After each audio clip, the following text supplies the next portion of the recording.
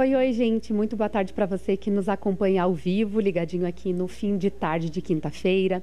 A partir de agora, a gente te transmite o seminário Setembro Amarelo, que é um evento promovido pela Frente Parlamentar em Defesa da Saúde Mental, essa frente parlamentar aqui da Câmara de Vereadores de Caxias do Sul, que é liderada pela presidenta, a vereadora Estela Balardim, que está já aqui ao meu lado para adiantar os trabalhos por aqui. O objetivo desse seminário, vereadora? Então, nós, com o seminário em alusão ao Setembro Amarelo, queremos ampliar as discussões acerca da rede de atenção psicossocial aqui do nosso município. Então, nós temos os palestrantes que vão falar sobre essa importante rede, o RAPS, aqui de Caxias do Sul. Então, a gente quer falar sobre a rede de atenção psicossocial e também falar sobre as questões da saúde mental, que é um tema que precisa ser cada vez mais falado, mais abordado. A gente tem o Setembro Amarelo, que é um mês inteiro para a gente abordar esse tema, mas a Frente Parlamentar ela está aí para mostrar que a gente precisa falar disso o ano inteiro, né?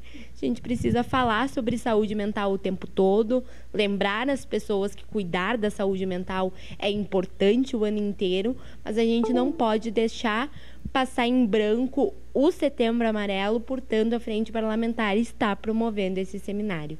Vereadora, também a ideia de trazer as pessoas aqui, os estudiosos da área, também é para pensar políticas públicas e até pensar uma solução, porque hoje a gente sabe que existe o atendimento de psicólogos na rede pública, pelas UBSs, mas existe uma demora muito grande.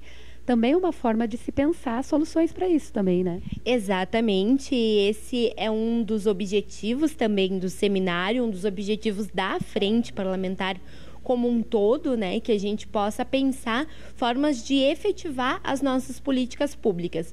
Não é como se a gente não tivesse. A gente tem uma rede de atenção psicossocial em Caxias do Sul, a gente tem os CAPs, a gente tem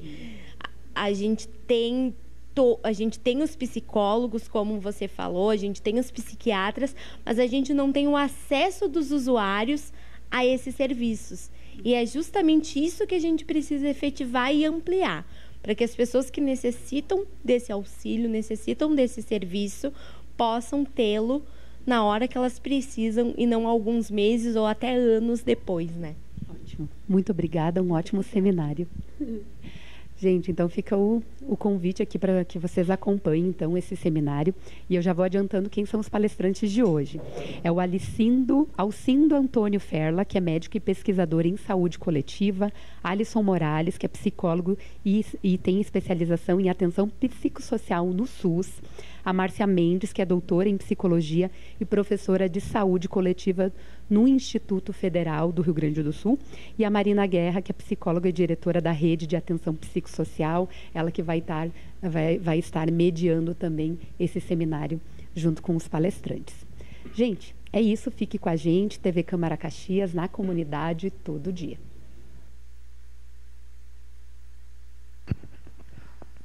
Boa tarde, sejam todas e todos bem-vindos. Então, damos início ao seminário em alusão ao Setembro Amarelo, promovido pela Frente Parlamentar em Defesa da Saúde Mental. Gostaria de agradecer a presença de todos e todas. Em razão do horário, acredito que muitas pessoas não puderam estar presentes, mas registro que ficará gravado nas redes sociais e que o debate será muito importante, muito produtivo.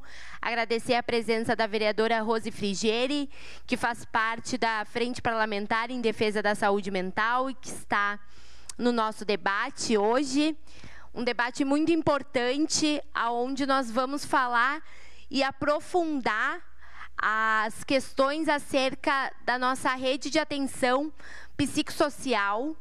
Nós também vamos falar sobre como a gente pode melhorar as nossas políticas públicas voltadas para a questão da saúde mental. E lembrar que falar da saúde mental, ela não é só em setembro. Falar da saúde mental é importante no ano inteiro. Então, nós estamos aqui para retomar e ampliar a discussão acerca da rede de atenção psicossocial, sua implementação, conquistas e desafios.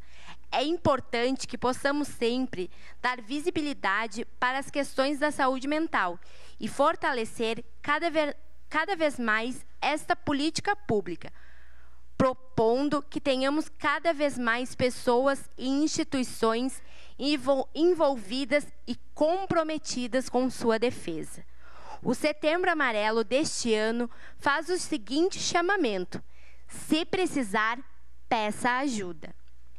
É também sobre isso que queremos abordar hoje neste seminário, que as pessoas saibam aonde buscar ajuda.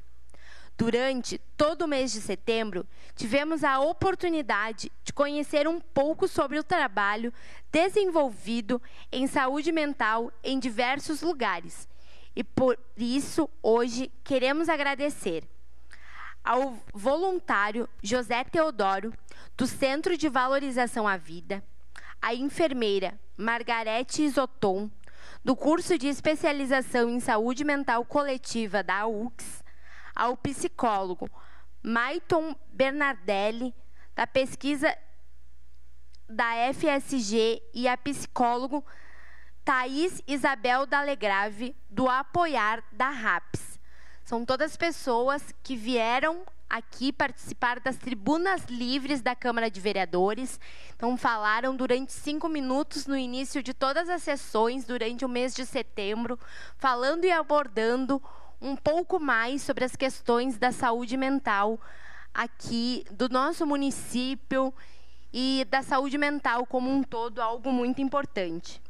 No dia de hoje, nós contamos com os seguintes palestrantes: o Alcindo Antônio Ferla, médico, doutor em educação pela URGS, professor associado no programa de pós-graduação em saúde coletiva da URGS, professor no programa de pós-graduação em psicologia clínica e social da Universidade Federal do Pará, pesquisador visitante sênior do Centro de Pesquisa Leonidas e Maria Deane, da Fundação Oswaldo Cruz, e professor e pesquisador visitante da Alma Mater Studior Università de Bologna, Centro de Saúde Internacional e Intercultural. Líder do grupo de pesquisas Rede Internacional de Políticas e Práticas de Educação e Saúde Coletiva. Nós temos o Alisson Morales, psicólogo, especialização em atenção psicossocial no SUS, especialista em saúde na 5ª CRS. E nós temos a Márcia Fernanda Mendes, mentaleira, militante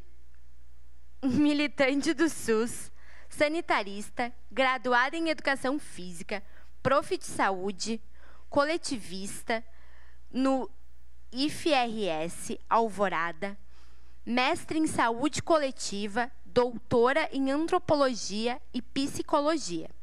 E nós temos a Marina Guerra, psicóloga, diretora do RAPS, e ela vai fazer a mediação da nossa conversa de hoje.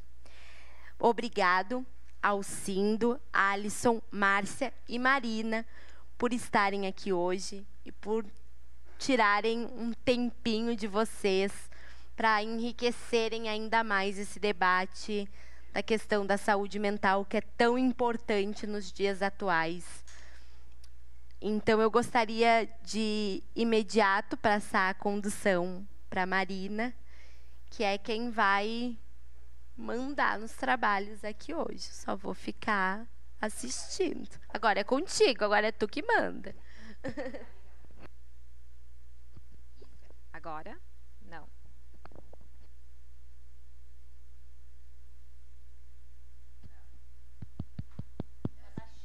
Tá baixinho. Tá, agora foi. Bom, então, boa tarde a todos os presentes, a quem está nos assistindo, né? Eu acho que é um momento bem importante, né, fazer esse debate sobre saúde mental no mês alusivo, né, a promoção da vida, a valorização da vida, que é o Setembro Amarelo, né? E fico muito feliz porque esse mês de setembro foi bem intenso, né, aqui em Caxias, para mim e para minha equipe, no sentido que participamos de vários debates, várias ações, né, para poder falar de saúde mental, que às vezes é um assunto que as pessoas não falam muito, né? Então, quero parabenizar, né, esse evento, enfim, a Estela, que puxou, né, a Jocélia, que ajudou na organização.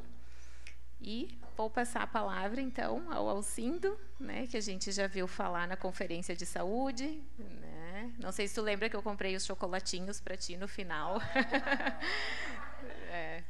Eu tinha uma memória doce, mas eu não tinha. Agora eu fui a responsável. Então, passo a palavra para ti, né, e tu vai ter 20 minutos de fala e eu te ajudo a controlar o horário, certo, Alcindo? Legal, legal. Eu gosto mais dos deuses do tempo gregos, eu gosto mais do Kairos, que é o tempo oportunidade, e menos do Cronos, que era o tempo cronológico. Então, precisa de uma mediação mesmo. Mas começo, evidente, super agradecendo a iniciativa da vereadora Estela. Pense que para quem tem um devir italiano pronunciado, gastar uma das mãos para segurar o microfone é uma dificuldade, porque não, mas está bem, eu consigo. Agradecer a iniciativa e veja, a gente está tão habituado a uma certa razão biomédica que com muita frequência o amarelo e o mês se tornam de prevenção do suicídio, né? E que bom que a gente está aqui para falar de saúde mental.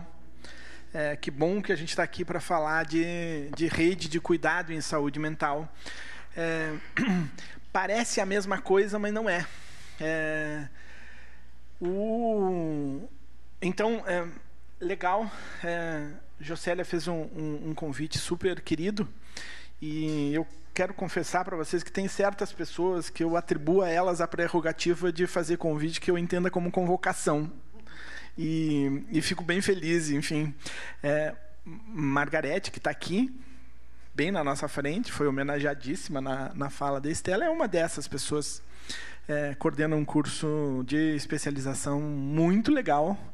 E parece que tem uma turma fechando agora, então eu vou fazer descaradamente um lobbyzinho aí para dizer, olha, eu circulo por vários lugares e recomendo, porque a abordagem da saúde mental coletiva interessa muito e acho que ela dá uma virada legal na conversa, mas eu estou dando spoiler aqui já do meu roteirinho de conversa. Eu acho muito oportuno que se faça isso e acho muito oportuno que a gente não desista da determinação de mobilizar mais e mais pessoas, de mobilizar a formação, enfim. Então, esses temas eu tenho percebido que quando a gente começa uma conversa que coloca o trabalho de cuidado em cena e aproxima isso com a formação, segue tendo um problema.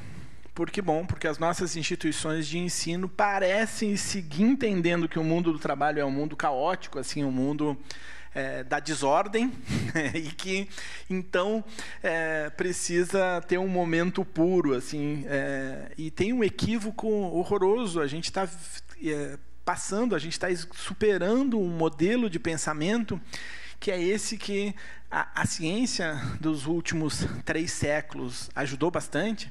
Antes da pandemia era mais fácil fazer uma crítica epistemológica ao modo de organização do pensamento. Depois da pandemia ficou mais difícil, porque parece que a gente se associa ao negacionismo fascista que se espalhou por todos os cantos. Não, absolutamente, eu acho que toda a profissão da saúde tem o dever ético e político de embasar suas condutas na ciência, nas evidências da ciência. Agora também é razoável que quem tem todo o investimento social que precisa ter para manter uma instituição de ensino também tenha a capacidade, como diria o Paulo Freire, de inteligência, de aprender para mudar o mundo e não para reificá-lo como ele está. E acho que a gente vai cometendo muito frequentemente esse erro de imaginar que um problema da área da saúde é um problema que precisa ter um diagnóstico e só do diagnóstico ter uma atuação, e esse diagnóstico sempre é o diagnóstico da doença. Então, me parece que tem um problema enorme de transposição entre essa lógica de assistir aos doentes, que virou assistir às doenças, porque a gente também não considera toda a diversidade, a complexidade, a gente não considera todos os devires que moram no corpo da pessoa que está apresentando os sintomas, a gente reduz ela ao que a gente foi aprendendo na lógica biomédica, na lógica da ciência, que teve contribuições enormes. Eu insisto em dizer, eu fico bem feliz que a humanidade tenha tido, em menos de um ano de pandemia, de uma pandemia absolutamente inusitada. Não era absolutamente inusitada, porque a gente precisa também aprender a fazer essa crítica, né? A ideia da separação homem-natureza, que foi importante para a filosofia clássica avançar, já passou muito do ponto de retorno, porque não há vida sem a conexão, ou sem a conexão com o território. Então, quando a gente fala do território, a gente fala também desse conjunto de pessoas, de seres que habitam os territórios, e incluindo os seres que uma porção de gente não vê, não escuta, e que algumas pessoas veem e escutam. Então, é importante pensar que essa transição, talvez ela explique por que as nossas universidades estejam tão receosas em se misturar ao mundo do trabalho, porque no mundo do trabalho a saúde se produz de forma complexa. Tem um conjunto de coisas que se combinam algumas vezes aleatoriamente.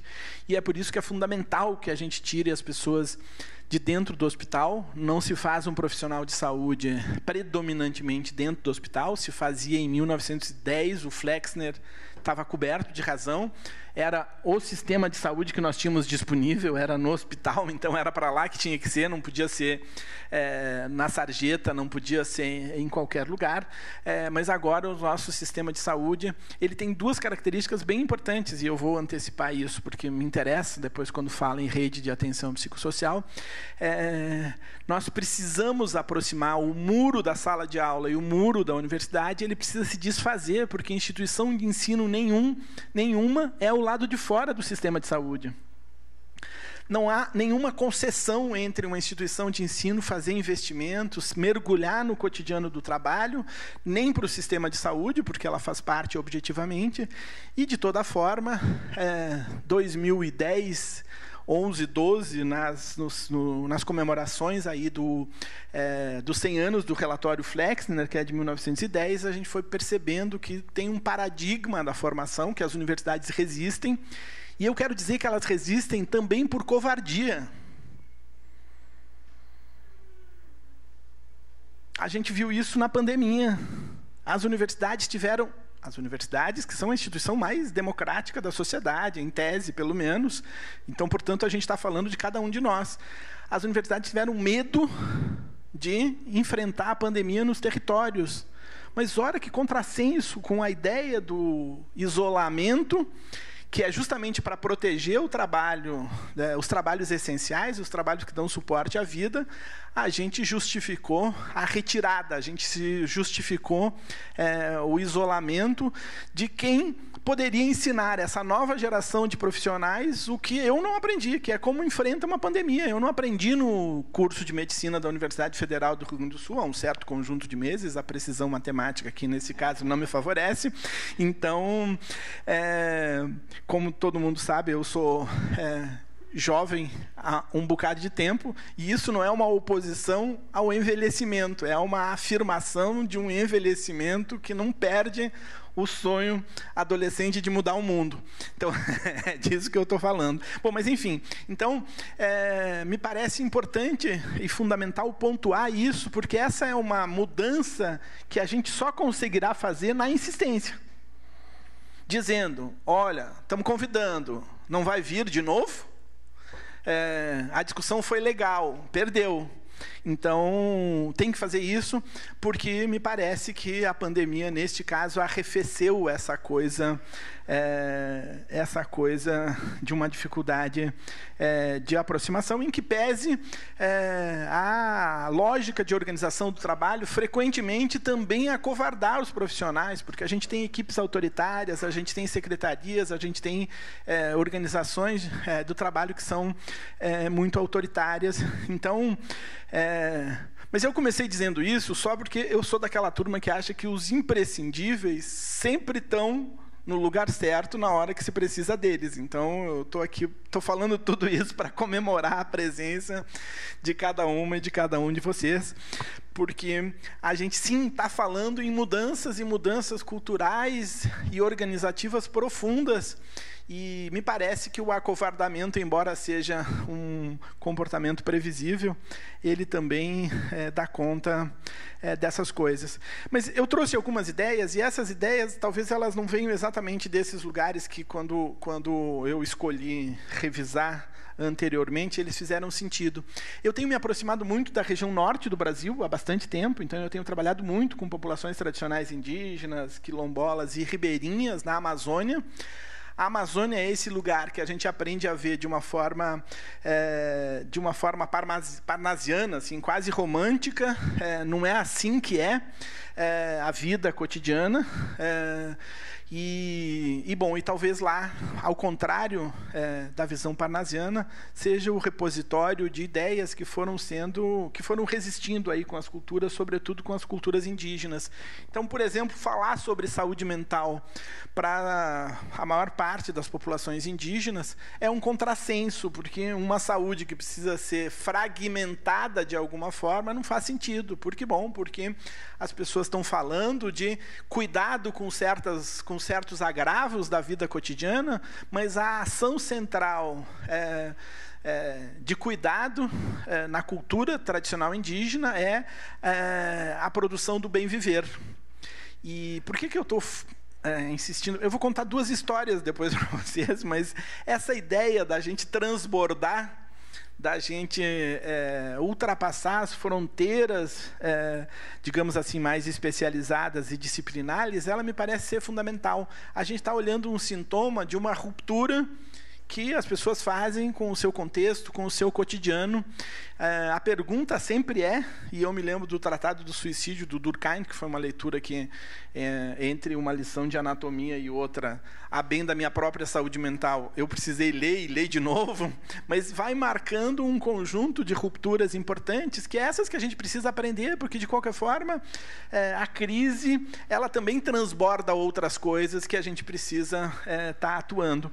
Então, a primeira coisa que me ocorreu a gente está falando sobre o tema da saúde mental, sobre o tema do cuidado às pessoas com pós-17ª Conferência Nacional de Saúde. A 17ª Conferência, eu coordenei uma pesquisa bem grandona que o Conselho Nacional de Saúde faz sobre a participação, para entender o que é que mobiliza a participação, mas para entender também o que se precisa fazer para que a participação ela se expanda e não se recolha a participação social, a participação que vai dizer para um sistema de políticas públicas, olha, isso aqui aparentemente está bem, mas está faltando esse conjunto de coisas, e disso que está bem, quando eu leio o documento e ouço a apresentação da secretaria, é melhor do que quando eu vivo no cotidiano. Então tem um gap, tem uma questão importante. E na pesquisa, Márcia coordenou comigo também esse processo, é uma pesquisa enorme, a gente teve quase 5.000 pessoas ou entrevistadas ou com um questionário aplicado, vai nos dizendo coisas muito interessantes. Assim, nós tivemos uma diversidade muito maior do que jamais tivemos numa conferência. E sim, eu estou falando de legitimidade das decisões que foram tomadas nessa conferência, e essa conferência se posicionou muito explicitamente sobre o cuidado em saúde mental, dizendo, por exemplo, que um cuidado em saúde mental sem respeitar radicalmente a liberdade não é um cuidado. Uma vez colocado no relatório final da conferência, dessa conferência diversa, dessa conferência que incluiu ativamente populações tradicionais indígenas, mulheres, negros e negras, população LGBT, portadores de deficiência, em todos os segmentos nós tivemos um volume maior de pessoas do que o censo do IBGE vai nos mostrando que existem. Bom, esses atributos são autodeclarados, então talvez as pessoas tenham se sentido mais tranquilas em falar isso lá em Brasília, na conferência, do que quando o recenseador do IBGE chegou, mas objetivamente temos essa legitimidade. Então, para falar de cuidado em saúde mental, não tem jeito de pensar noutra coisa. O conceito de integralidade, que é essa diretriz constitucional na saúde mental, não se materializa sem o respeito radical à liberdade. Mas então a pessoa pode fazer qualquer coisa. Não, ela precisa ser contida com alguma frequência, mas ela precisa ser contida como uma estratégia de preservação da vida e da liberdade dela. Ela não precisa ser contida, e ela não deve ser contida para acomodar desconfortos que ela eventualmente esteja produzindo no seu cotidiano. Até porque, usando lá uma ironia, se alguém de nós disser que vive, como dizia o conceito de saúde da Organização Mundial de Saúde há algum tempo atrás, num estado de completo bem-estar físico e mental, é preciso chamar a equipe especializada de saúde mental para atender, porque evidentemente tem uma desconexão dessa pessoa com a realidade. A gente está num mundo fascista, num mundo que objetualiza o corpo dos outros, num mundo onde certas pessoas se consideram autoridade para legislar sobre o corpo do outro. Mas a biopolítica, o Foucault já tinha nos falado sobre ela. Agora eu quero falar da necropolítica do Mambembe. Tem algumas pessoas que têm gozo em aniquilar a diferença do outro, de aniquilar a vida do outro. Então, é um quadro mais grave de psicopatia, o que nós estamos vivendo, como cultura da sociedade, mas também como comportamento explícito, desavergonhadamente explícito, de certas pessoas, de certos segmentos da sociedade, de certos governantes. Então, não é possível que uma pessoa esteja saudável e não tenha sofrimentos sendo produzidos por esse contexto, mas é muito legal que a gente, ao invés de medicalizar, pergunte o que esse sofrimento está nos dizendo para constituir um contexto mais justo, mais democrático, mais libertário, ou seja, que a gente se aproxime mais desse conceito de saúde como bem viver, ou se a gente quiser também uma literatura, digamos assim, mais normal, assim, o Thomas Kuhn falando da estrutura da revolução, das revoluções científicas, mais normal, o dilema preventivista do Arouca dizia justamente isso. Olha, toma cuidado, porque com prevenção e com promoção, frequentemente a gente está antecipando a patologia, tal qual o modelo biomédico já nos ensinou.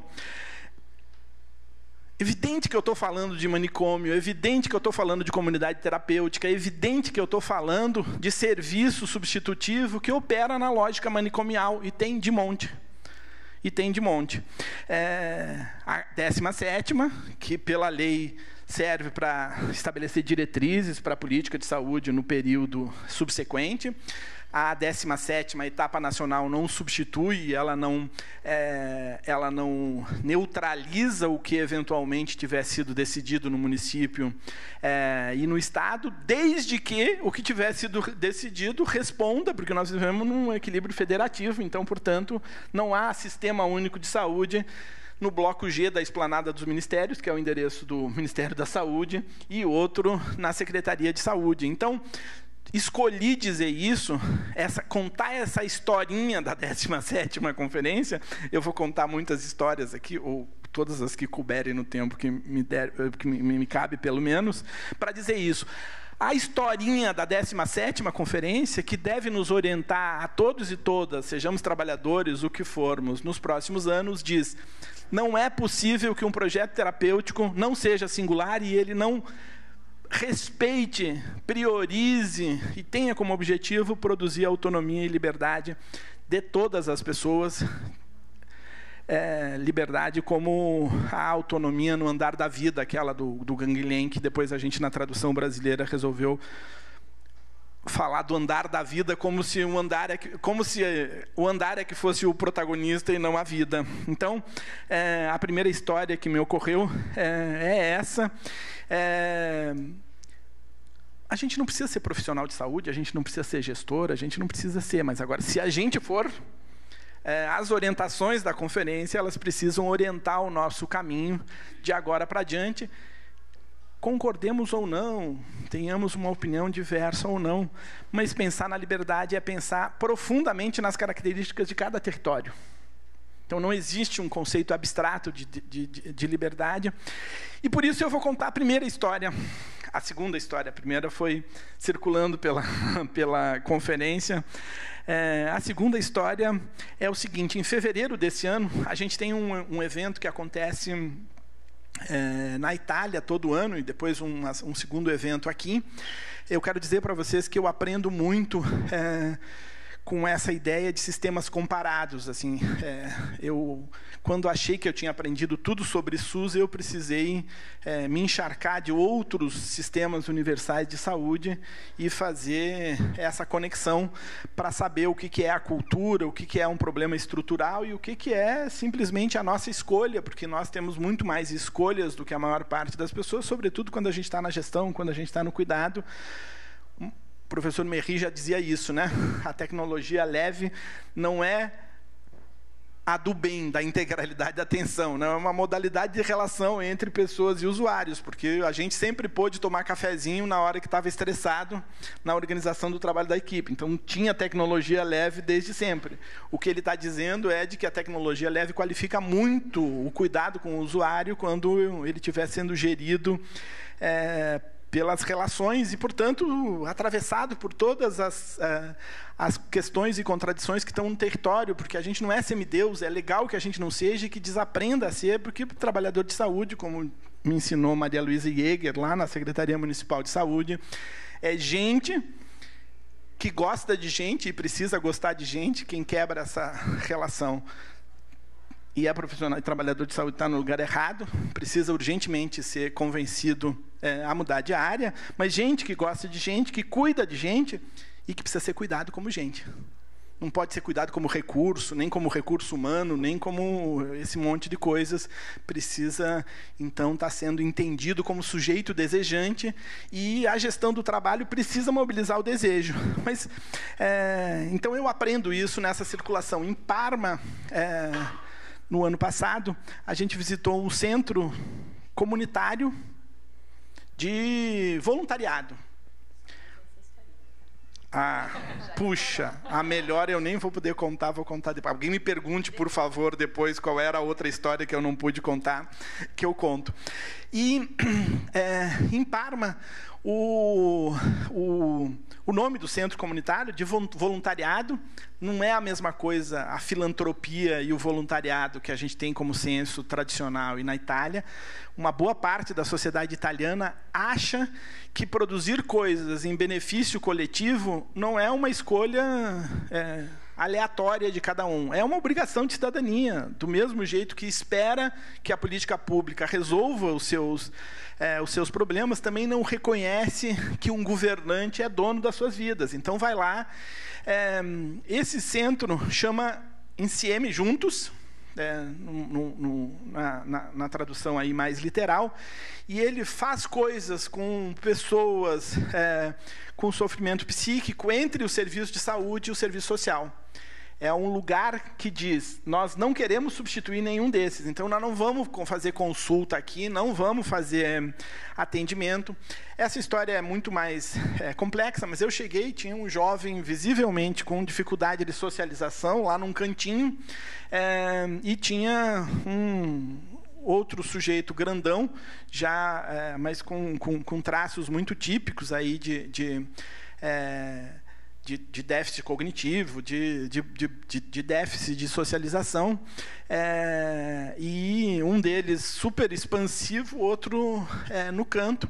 Esse menino é filho da pessoa que criou esse centro há 40 anos atrás, criou esse centro porque esse menino era um menino que vivia na rua, ele foi adotado por essa senhora e por seu esposo, ele era uma pessoa que não se socializava bem, lá na escola ele era objeto de bullying, de assédio, e o menino mais assediador, casualmente, era o filho da juíza do território, que resolveu mediar, como se não tivesse conflito de interesses, uma tensãozinha, os meninos ficavam batendo nele, ele não conseguia revidar, porque nem se conectava com essa coisa da agressão, mas a bicicleta nova do filhinho da mamãe estava ali, disponível, estacionada. Ele trocou de lugar, ele colocou no estacionamento do fundo, num lugar mais ou menos simétrico, foi acusado de ter roubado a bicicleta, foi condenado à reclusão judiciária sem direito à visita, por não sei quanto tempo. E essa mulher se indignou e disse, como assim? Mas não tem fundamento isso. E, bom, mobilizou, voltou atrás dessa situação, mas ela criou esse sistema que vai fazendo apoio. Dois desdobramentos disso. Eu escolhi isso para falar de parcerias no território, da importância de fazer parcerias no território, e escolhi isso também para dizer desse empoderamento, que não é só empoderamento, na verdade é uma devolução que não seja esse sequestro que a gente, nos últimos 300 anos, acabou fazendo da saúde, porque a saúde não é mais uma questão da vida cotidiana das pessoas. A saúde é um assunto de serviço de saúde e de profissional de saúde. A gente legisla sobre o corpo das mulheres, decide que a cesariana é mais segura do que o parto natural em todos os casos, naturaliza que o centro obstétrico é o lugar adequado para fazer isso. Portanto, a gente naturaliza também a violência obstétrica, a violência sexual que alguns profissionais de saúde fazem, e vamos combinar que as notícias dos últimos períodos são fartas, porque cada exemplo que a gente quiser, tem 4 ou 5 notícias no Brasil para mostrar isso. Mas isso vai falando também de outras coisas, da necessidade que a gente tem que inventar de outros serviços que ocupem na característica de cada território isso. Bom, o menino que estava escondido na hora da refeição era o pizzaiolo.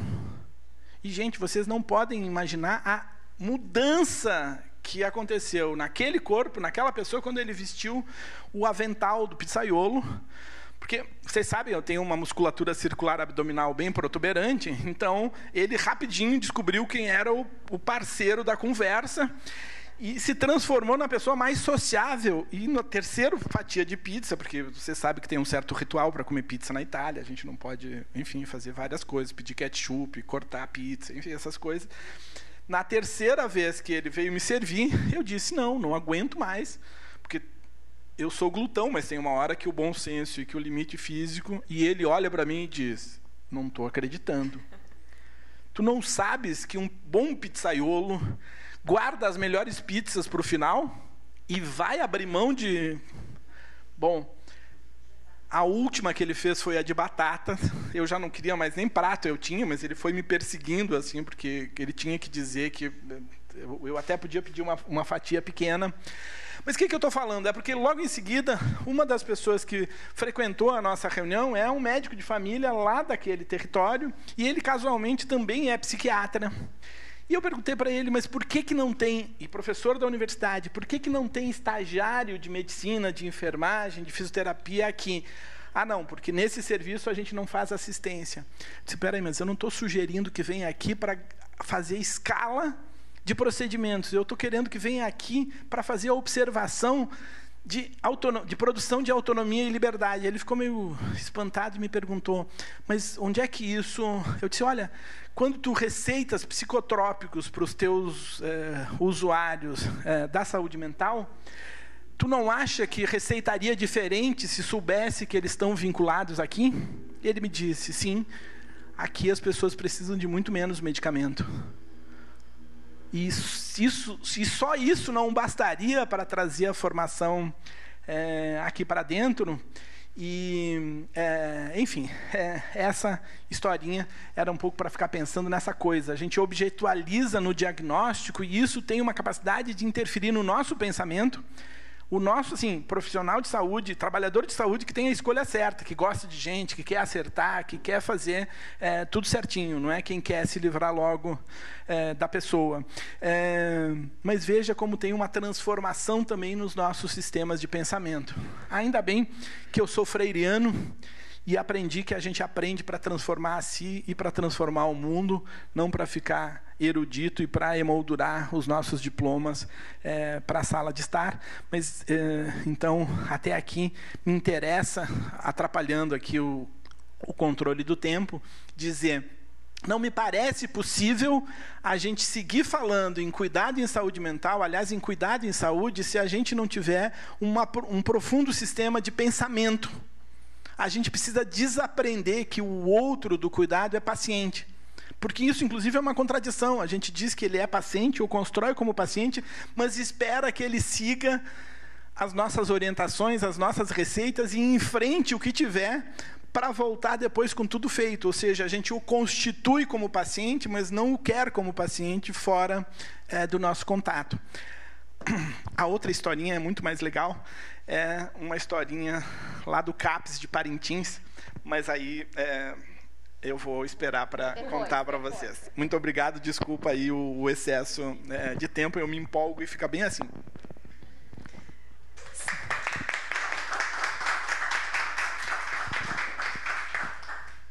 Sempre muito bom, né, te ouvir, Alcindo. Acho que é uma aula de historinhas. Meu Deus, a energia. Todo mundo estava com sede, inclusive com seres invisíveis, e agora está tudo certo. E depois tenho certeza que tu vai poder contar essa outra historinha. Ela é imperdível. Tá bom. A propaganda tá boa, né? E falando em historinhas, né? Eu estava aqui, enfim, pensei, anotei várias coisas com a tua fala, que depois vou querer compartilhar também. Mas fiquei pensando nas minhas historinhas com a Márcia, né, que foi minha coordenadora há muitos anos atrás, nos idos 2003, 2004, 2005, né? Então, no início da saúde mental da rede de atenção psicossocial aqui de Caxias. Não era RAPS, ainda nem existia RAPS, mas a gente estava tateando e descobrindo e montando os serviços, né? E juntando a tua fala, né, Alcindo, quando tu fala do sonho de mudar o mundo. Naquela época a gente tinha esse sonho, né? E como é importante não perder esse sonho, né? E eu acho que esse é um grande desafio atual, de resgatar o sonho de mudar o mundo, né? Mudar a saúde, né? Que a saúde mental seja vista como saúde e não como uma parte separada que não diz respeito à saúde. Mas, enfim, vou passar a palavra para ti, Márcia, para contar umas historinhas. Lembrei das tuas anotações em prontuário, em todos os lados, né, como tu fez ali. Acho que tem que aumentar o outro agora, da coluna. Ou a gente fica... Tu quer usar esse, ó? Tá. Ele tá. Ok, agora. Pois é, né? Eu até deve ter achado estranho chegar organizada, né? Porque organização não é o meu forte. Eu tenho uma organização pessoal caótica para o outro. Organização super, para mim está super organizado, para o outro é caótico.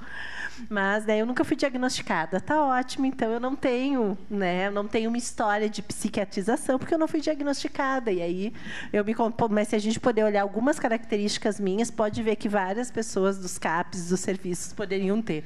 Mas eu tive a sorte de poder ter outra trajetória e poder fazer outros caminhos e não ser uma paciente psiquiátrica, né?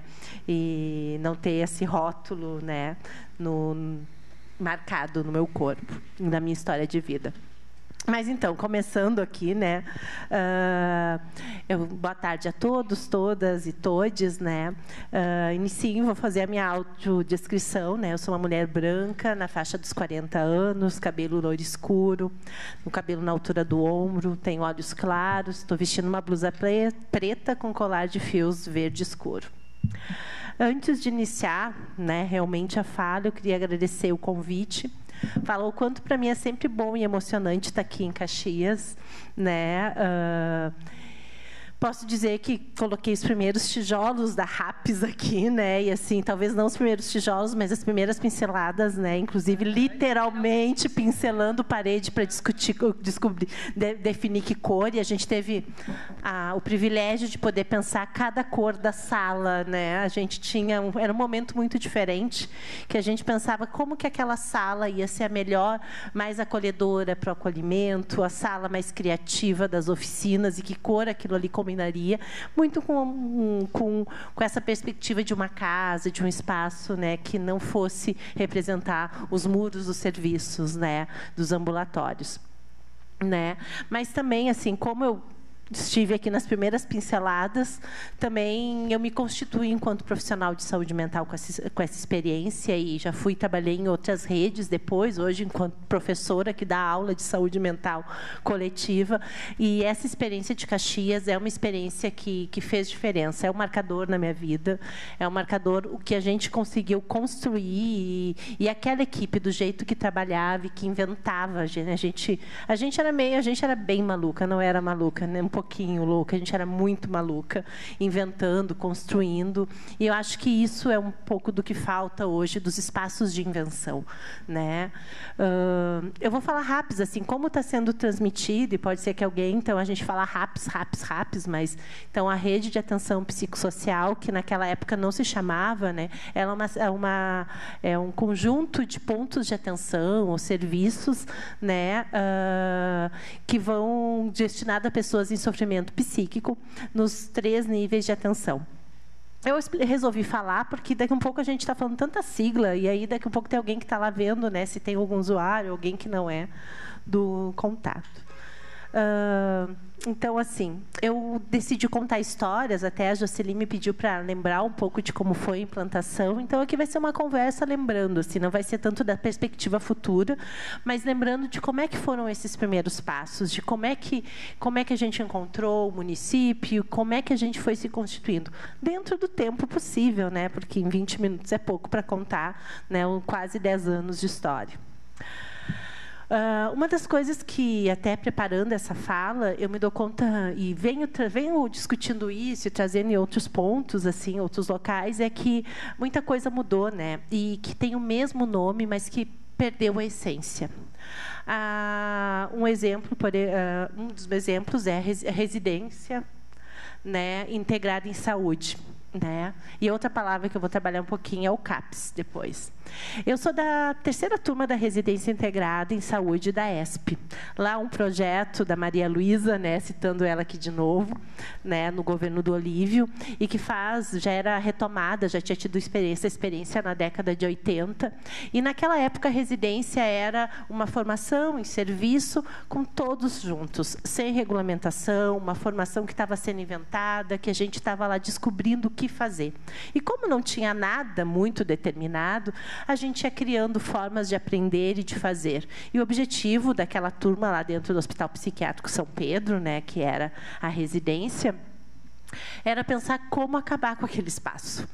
Né? Então, a gente era um grupo de 7 profissões, nós éramos quase 20 residentes, né? E a lei, eu fiz, então, em 2002, 2003, a residência, e a lei da reforma psiquiátrica nacional é de 2001. Né? Então, a gente estava naquele comecinho, a lei estava chegando e pensando como transformar aquilo ali e pensar como desinstitucionalizar. Né? Foi antes de ter a Morada São Pedro, eu sou da turma que leva os primeiros moradores, né, para a morada, e era tudo muito novo e, ao mesmo tempo, tudo muito...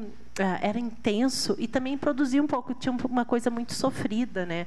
Até porque tinham muitos trabalhadores que estavam ali fazendo da forma que acreditavam que era o melhor, que devia ser. Isso foi há 20 anos a gente faz assim, né? Isso a gente escutou tantas vezes em tantos lugares.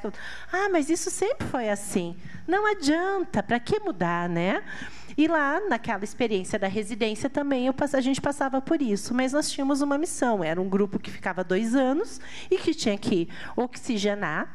E é muito legal ver o quanto hoje tem pessoas que a gente teve confronto naquela época, que hoje são mentaleiras, que são pessoas que estão na luta, né, do cuidado em liberdade junto com a gente.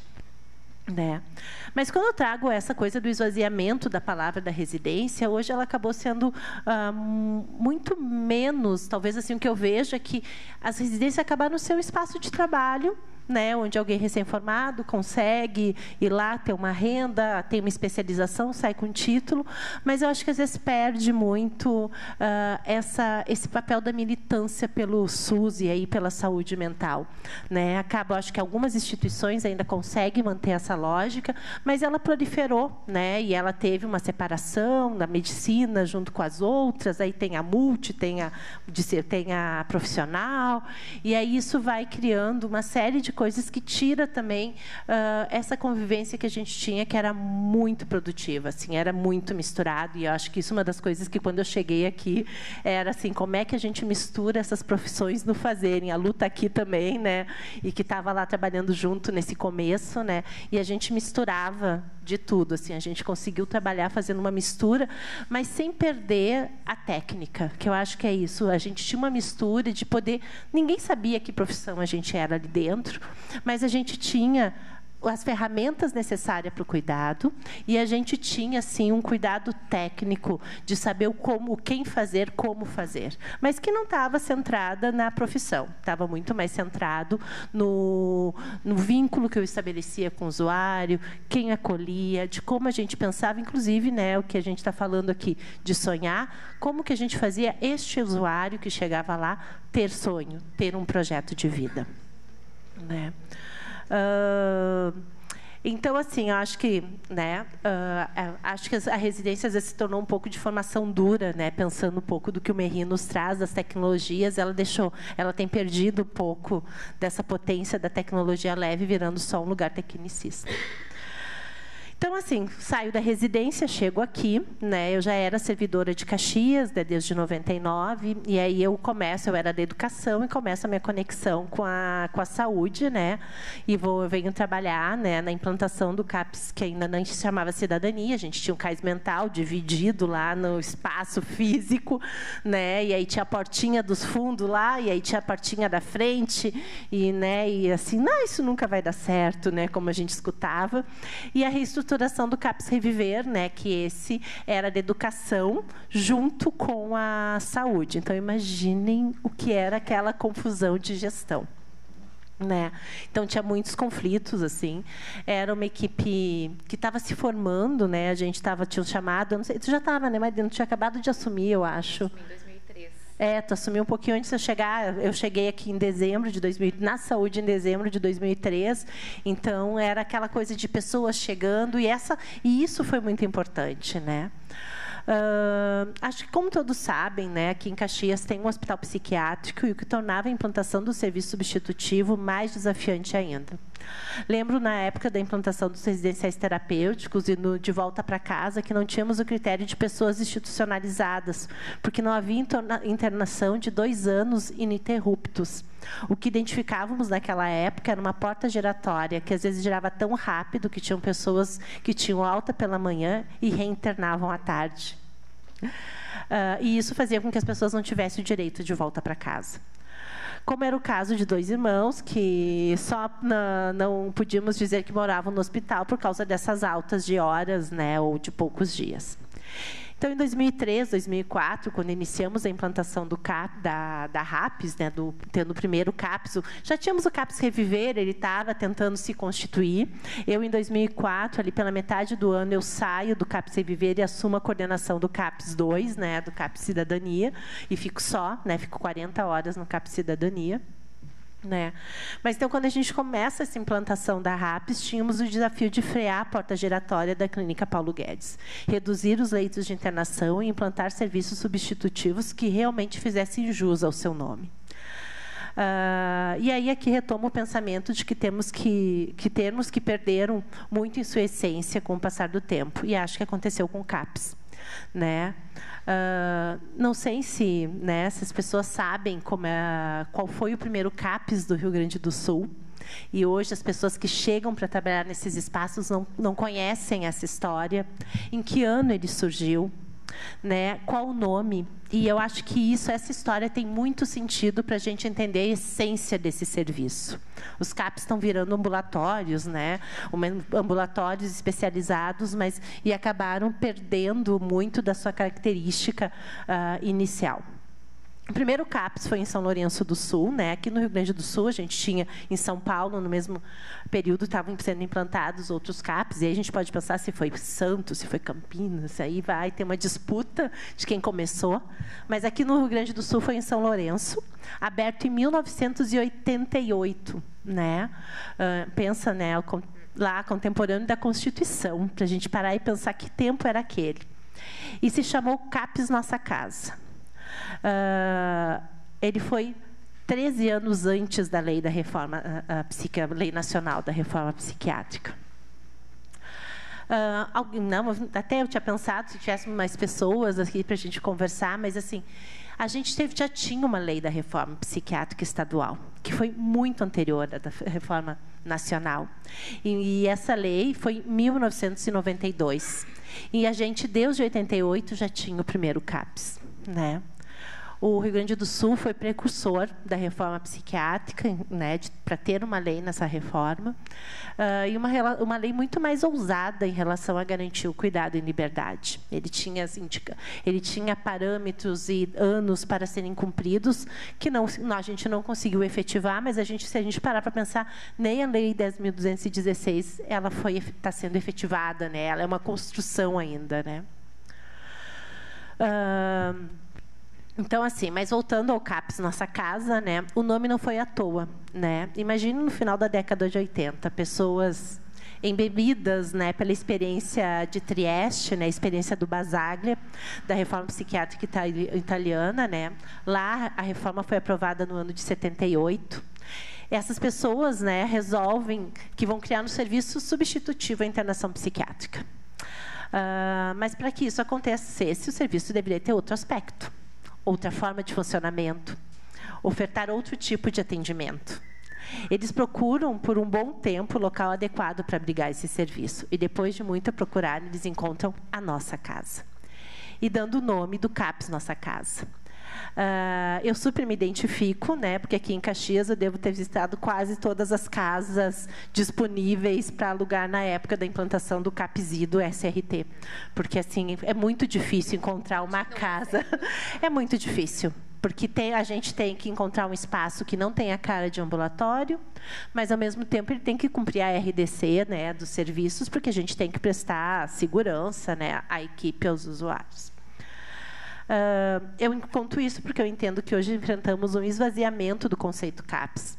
Em muitos lugares, ele passou a ser um ambulatório de especialidade, perdendo a essência casa e serviços substitutivos. É muito triste, mas em muitos lugares o CAPS é um espaço de transição para a internação psiquiátrica. E aí ele deixou de ser CAPS, porque CAPS é para evitar a internação. Era o carro-chefe da nossa RAPS naquela época. Outro desafio, além de ter uma clínica psiquiátrica no município, era uma formação profissional na área de saúde, que era bem conservadora.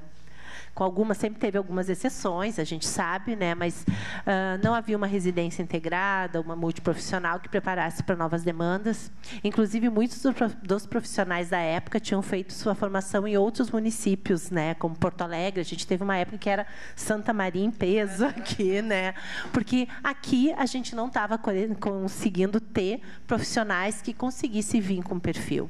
E era, né, acho que na medicina, que a gente sabe que sempre é um nó, né, bem importante, a gente teve muitos conflitos, né, muito rodízio de médico, até que começaram a chegar os médicos de Santa Maria, e aí começaram a vir todos, né, todos que tinham feito a residência lá para cá. Um outro desafio que também teve muita influência na composição da rede foi o Estatuto do Idoso, né, que ele é de 2003. que dispara as vistorias nas casas asilares e em muitas se encontra um número relevante de pessoas com diagnóstico de transtorno mental e pessoas com deficiência. Mas, assim, como eu sou uma pessoa otimista, eu posso dizer que esse desafio se transformou em potência para a nossa equipe, né? Porque, né, uma das potências que a gente tinha, que eu acho que fazia, né, esses desafios virarem oportunidade, era o nosso colegiado gestor, formado pela coordenação de serviços, em reuniões semanais para planejar a rede, para compartilhar as dificuldades, para construir estratégias de enfrentamento às demandas. Era um grupo de características bem diversas, né? As reuniões chispavam faísca, a gente brigava muito, não era uma reunião assim, por mais que nós todos defendêssemos, e eu acho que isso é uma das coisas que às vezes a gente tem muita dificuldade de divergir e construir a partir da divergência.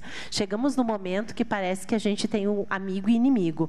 Se tu tá do meu lado, tipo assim, é meu amigo, tem que falar igual a mim. Se discordar, meu Deus, criou. E não, a gente discordava, a gente brigava e a gente saía, ia tomar um café ou uma espumante, né? Mas muitas vezes a gente teve muitos momentos tensos, mas que a gente sabia que queria a mesma coisa e que sabia que eram formas diferentes de pensar de como chegar naquele lugar. Né? Era um espaço estratégico, de gestão estratégica, que reconhecia as habilidades e fragilidades de cada uma e a forma de potencializar. E aí, assim, por exemplo, eu era alguém que era boa para a implantação dos serviços. Então, tudo que abria, eu ia. Né? Aí a Tati, né, era para organizar a casa. A Beth, eu até não ia citar muitos nomes aqui, porque eu tenho receio, né, de esquecer, teve tanta gente importante, né, nesse processo, mas a Beth sempre foi ela tem uma estratégia, uma articulação, uma articulação que sempre foi assim, aprendi muito com ela, e aí tinha essas coisas, assim, precisa arrumar a casa, agora que eu já implantei, vamos lá, eu sempre tinha essa característica de implantar os sonhos, porque as pessoas diziam assim, como assim? Uma casa residencial, eu me lembro da primeira vez que eu fui no residencial terapêutico, que ainda nem era residencial. Como assim? Eles vão poder tomar remédio sozinhos? Sem ter técnico de enfermagem, enfermeiro? E eu, tá, mas na minha casa não tem um técnico de enfermagem ou enfermeiro para me dar um remédio. Hoje, eles não têm condições de tomarem remédio sozinho, mas a gente vai trabalhar para que um dia eles tenham. Né? E aí as pessoas olhavam, faziam caras, era um momento muito confuso. E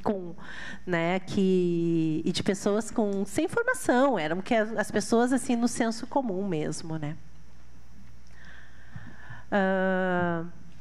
Então, e aí vem alguns desafios, né? Tipo o fechamento dos 180 leitos da Clínica Paulo Guedes em fevereiro de 2005. Né, sem um planejamento prévio, fez com que se criasse um pronto atendimento de saúde mental, no pronto atendimento 24 horas, no PA. Um serviço que atendia as crises, com leito de até 72 horas, onde avaliávamos se era caso de CAPS ou realmente internação, onde podíamos construir vínculo com o usuário e a família antes mesmo de chegar no CAPS. Tínhamos prontuários de saúde mental que ajudava a gente ir já conhecendo essa pessoa, né, para aquela porta que a gente tinha a porta giratória da internação e tinha a porta giratória do pronto atendimento. Então, ali não tinha, porque ali tinha uma história que era construído. Isso não estava muito instituído na rede, era uma coisa que não tinha em muitos municípios, assim, e tinha uma equipe da saúde mental que muitas vezes trabalhava nos CAPs também, com os plantões da coordenação. Não sei se continua algo parecido ou não, mas eu acho que foi algo que foi muito legal e que fez muita diferença naquela época. A vistoria das casas asilares desencadeou uma interdição de uma das casas e a abertura de um lar protegido, vinculado, no primeiro momento, com assistência social, mas logo depois se viu que o perfil era de residencial terapêutico.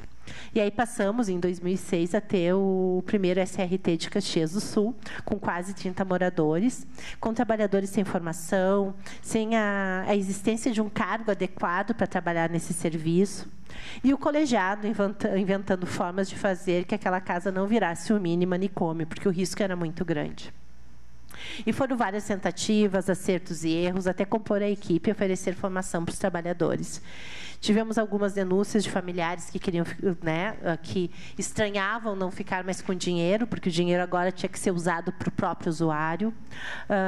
Muitas reuniões com o Ministério Público, com o Judiciário.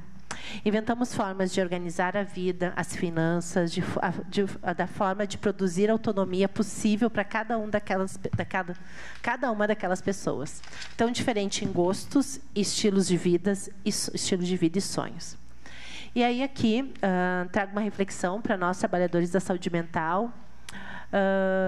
Acho que se eu tivesse que pensar qual era o objetivo comum entre os serviços da rede, era construir projetos de vida com os usuários, com pessoas que tinham sido institucionalizadas e que lhes foi roubado o direito de escolher como querem o corte de cabelo, que horas querem tomar banho, que horas e o que querem jantar, que quarto eu vou dormir, quando eu vou dormir e, né, que horas, como. Se gostam mais de Coca-Cola, de Guaraná, se querem ir para o campo, para a praia. E tudo isso a gente foi trabalhando no residencial. E era uma ruptura, porque eu não esqueço uma vez que eu já coordenava o residencial e eu chego depois de um final de semana e está todo mundo com o cabelo cortado, baixinho. E aí, porque vieram os voluntários aqui. Né? Isso era quando estava na transição da assistência social, que era uma casa, né, uma LP indo para residencial. Não, porque os voluntários vieram aqui no final de semana, e isso é muito comum, né? Vão lá e cortam o cabelo de todo mundo. E eu fiquei chocada, né, com isso. E aí a gente começa a falar do quanto que precisa de uma identidade. Né? Então, assim, também teve o CAPS AD, e aí eu vou ter tanta história para contar, viu? 20 minutos é pouco, né, Alcindo? A gente eu devia ter falado mais rápido. Meu Deus, quantas coisas. Mas, então, assim... para me finalizar, assim, eu acho que teve muitos parceiros importantes, né, naquela época. Acho que a UX, né, que era, até porque a gente tinha professoras da UX que também eram trabalhadoras da rede, isso fazia um link importante, inclusive, para a formação. Tinha um investimento também do Ministério da Saúde, com Qualificar CAPS, com outras formas de apoio institucional, que acabou nos ajudando muito a ter quem pudesse fazer esse olhar de fora e a gente qualificar o serviço.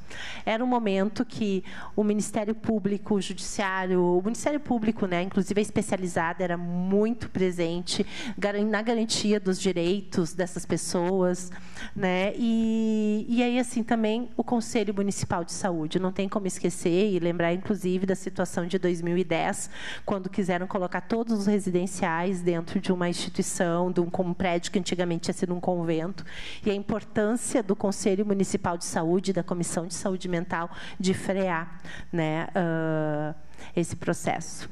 Então, acho que assim, eu vou encerrando, a gente vai conversando, né, por aqui, e aí acho que só para dizer assim, a rede é feita muito próxima ao que o Alcindo já estava dizendo, a rede é feita de pessoas que cuidam de pessoas.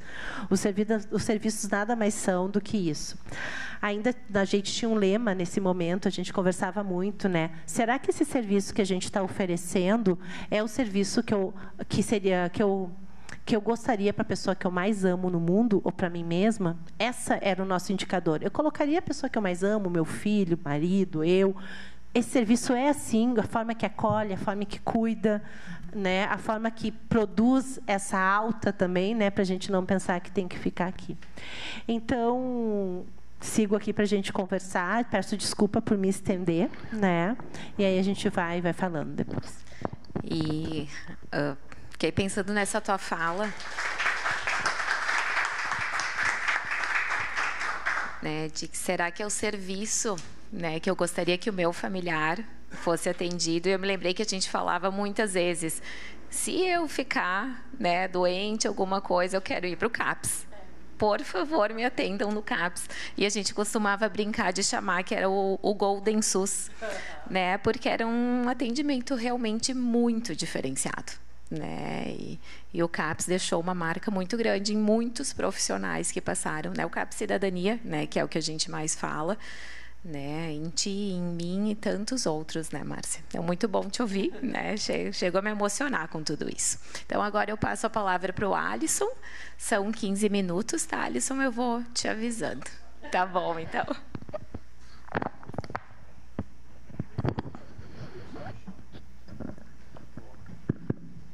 Bueno, boa noite para todas as pessoas. Eu não estou acostumado a ocupar esse espaço aqui, pessoal. Fico um pouquinho ansioso. Se eu gaguejar, é que eu estou ansioso. Perfeito? Quando as gurias fizeram um convite, eu fiquei ansioso. Vários momentos do dia eu fico ansioso. Fiquei ansioso porque eu sou muito novo aqui. Eu estou há 10 meses em Caxias, então conheço muito pouco da rede de Caxias, conheço muito pouco da rede aqui dos municípios ao redor. Então, eu falei, olha, talvez eu não seja a pessoa adequada para participar. Não, mas fala a partir do teu local de fala, né? Então, perfeito. Vi que os colegas não fizeram uma apresentação formal para me organizar. Achei que seria mais fácil fazer uma apresentação formal. Espero que todo mundo consiga enxergar. Eu vou avisando? Bueno. Primeiro, me apresentar. Meu nome é Alisson Morales. Sou psicólogo de formação. Hoje estou servidor estadual, na Secretaria Estadual de Saúde, há 10 meses. Antes disso, estava em Pelotas, sou pelotense, estava lá 13 anos municipário. E esse ano fecha aí 20 anos que eu estou de aprendizado da reforma psiquiátrica. Me tocou muito o coração quando a vizinha falou. Tive passagem por São Lourenço, no CAPS Nossa Casa e na Santa Casa também lá. Então, muito bonita a história lá, bem legal. Fico feliz de ter bebido dessa fonte, né? E ali na 5ª Coordenadoria, então, eu sou referência técnica de 3 políticas, né? A saúde mental, o núcleo de educação e saúde coletiva e a pessoa com deficiência. E eu vou contextualizar um pouquinho o local onde eu estou inserido, né? Que é a 5ª Coordenadoria Regional de Saúde. Pode passar para o próximo já.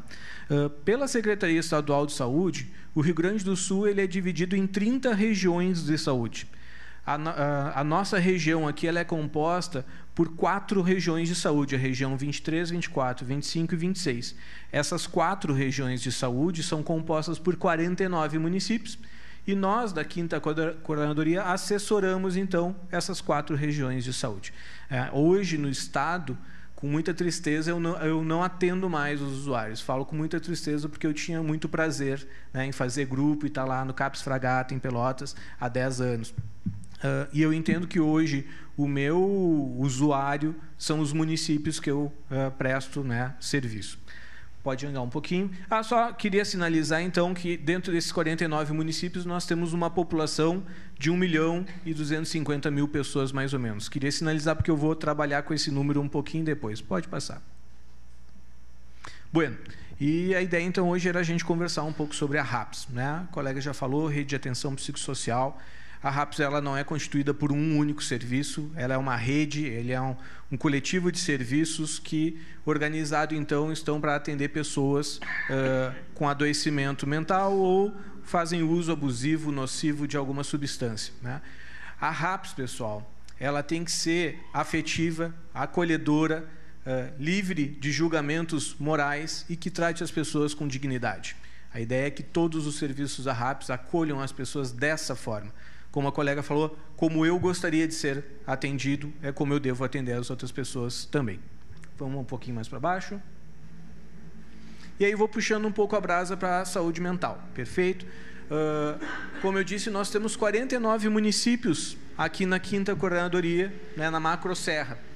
Desses 49 municípios, 35 têm menos de 15.000 habitantes.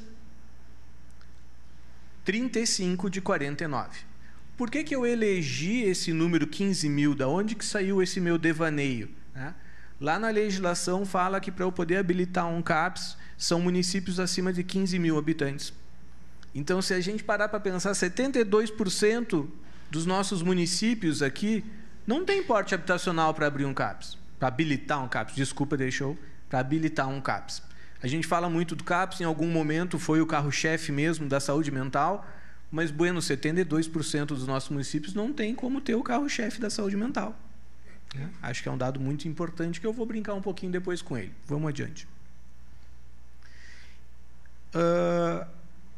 O SUS, conceitualmente, ele é desenhado de forma hierárquica, pensando na conexão entre os serviços. Essa forma hierárquica não tem nada a ver com um é melhor do que o outro, um é mais potente do que o outro, não. É só uma forma de organização do SUS. E hoje eu trouxe um pouquinho essa divisão do que a gente tem na nossa região, nos 49 municípios. Então, nesses 49 municípios, nós temos 237 unidades básicas de saúde, entre todos os 49 municípios. Perfeito?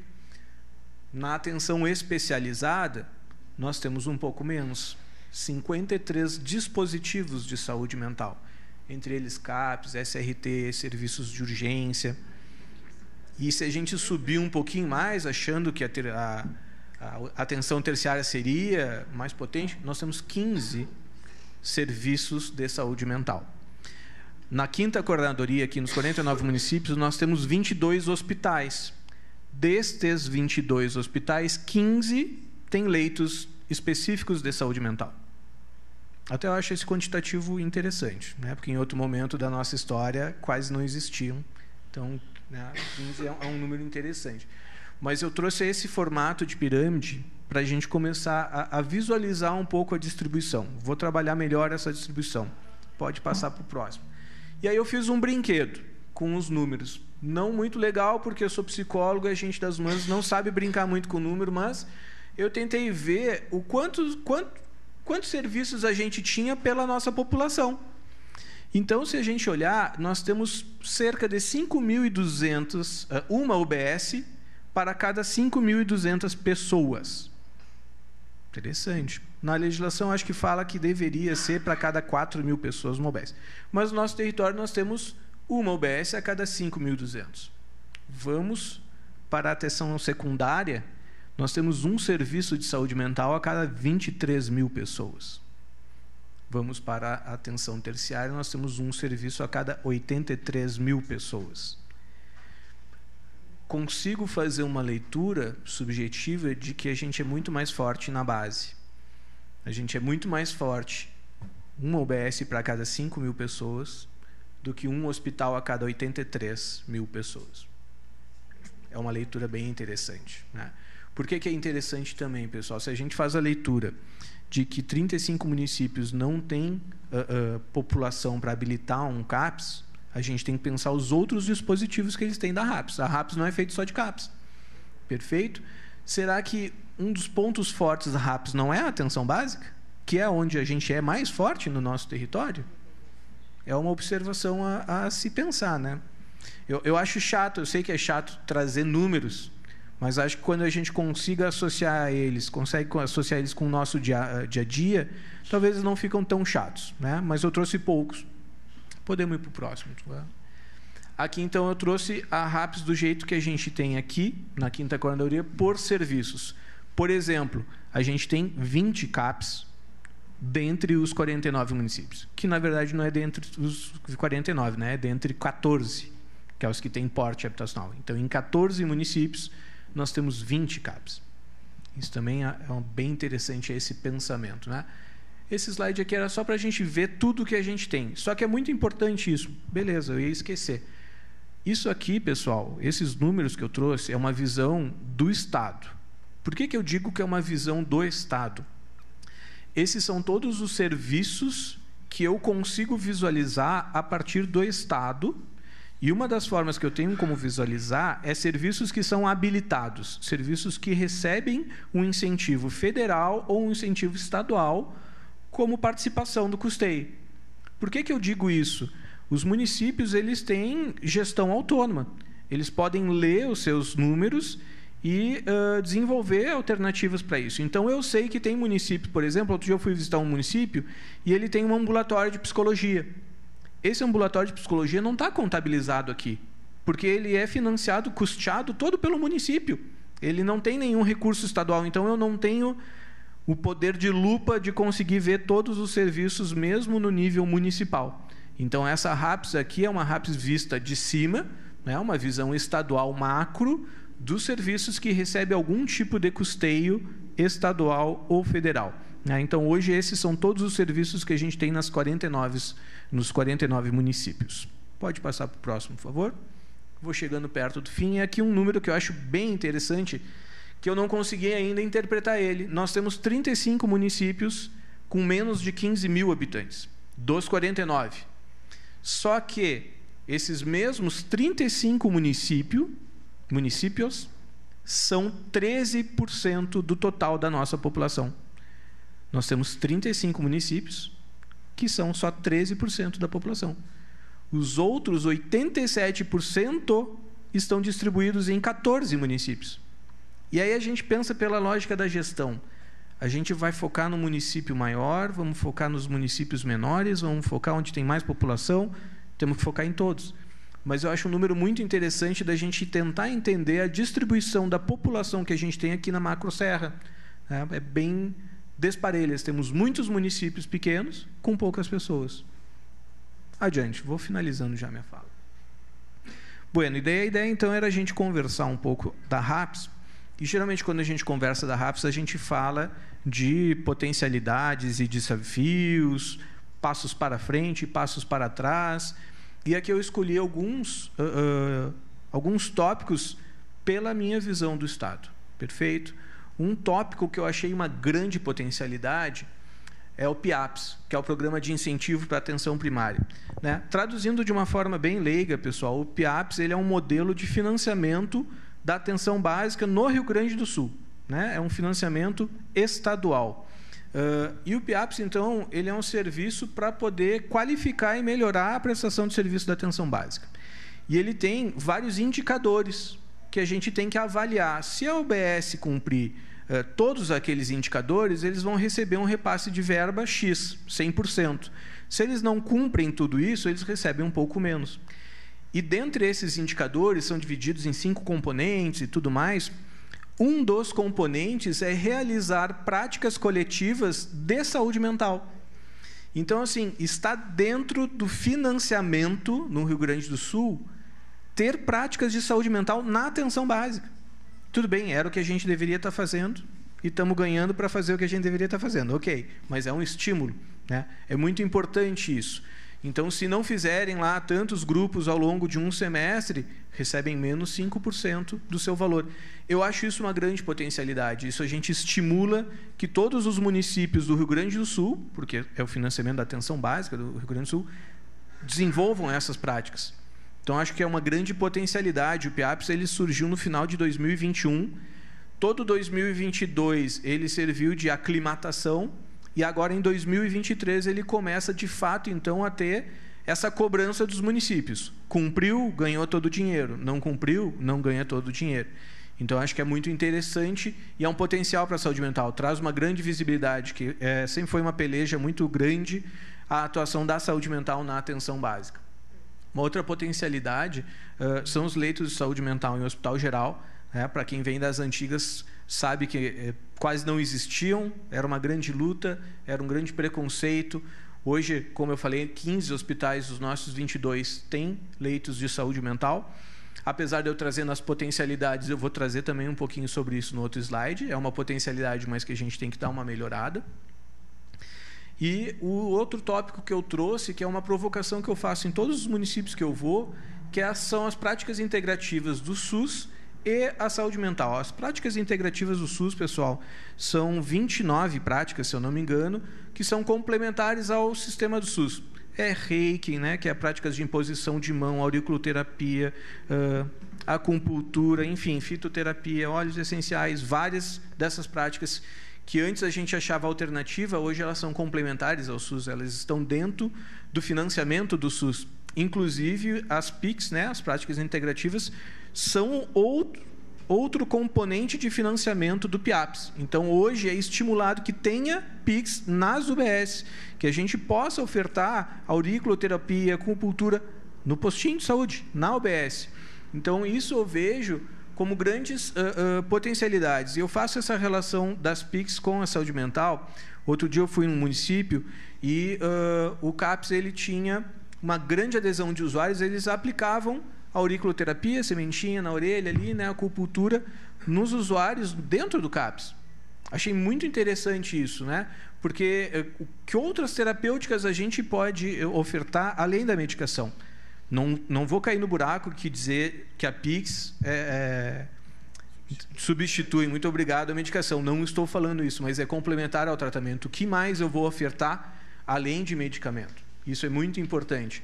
Outro dia eu fui num serviço também, um outro CAPS aqui perto, e eu fui visitar o CAPS. Quando eu entrei, um cheirinho gostoso. A técnica de enfermagem tinha colocado no difusor lá um capim-limão para dar um cheirinho bom, diminuir um pouco os ânimos do serviço ali, que estava um pouquinho aflorado.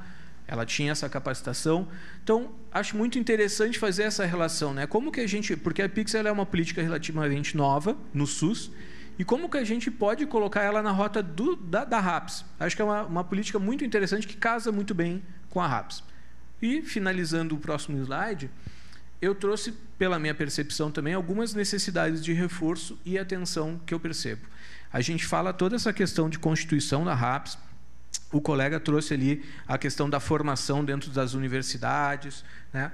Mas, assim, não sei se necessariamente hoje a gente precisa constituir novos serviços, mas a gente tem que pensar na educação permanente das equipes, a gente tem que pensar em capacitação, a gente tem que pensar em formação de preferência pautada no cotidiano, na realidade, inserida em serviço.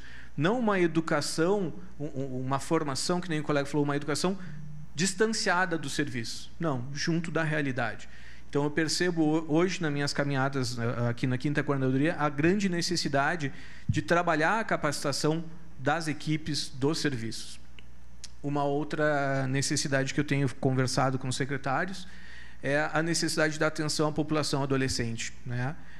Antes da pandemia já se percebia alguns índices elevados, né? Não vou botar tudo na pandemia, mas a pandemia aflorou bastante.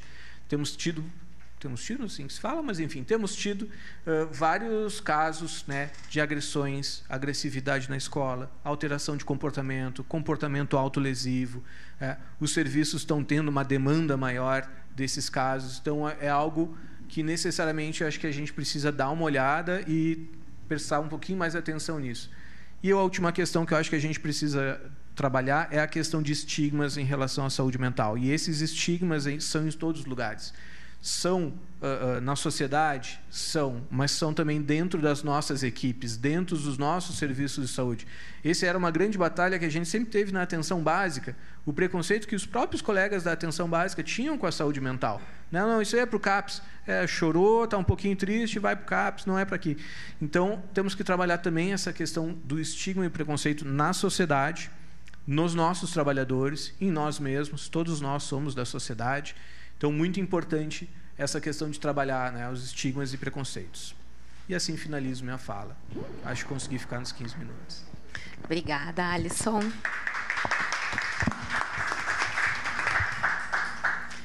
E a tua fala me fez lembrar de acho que tu ainda não estava aqui em Caxias, mas teve um encontro dos municípios que pertencem à 5ª, né, o encontro de saúde mental, que foi ali na Secretaria da Saúde. E aí estavam todos esses municípios bem pequenininhos e eu estava ali também, né? E eu não consegui compartilhar nada, praticamente, porque a realidade deles é completamente diferente de Caxias.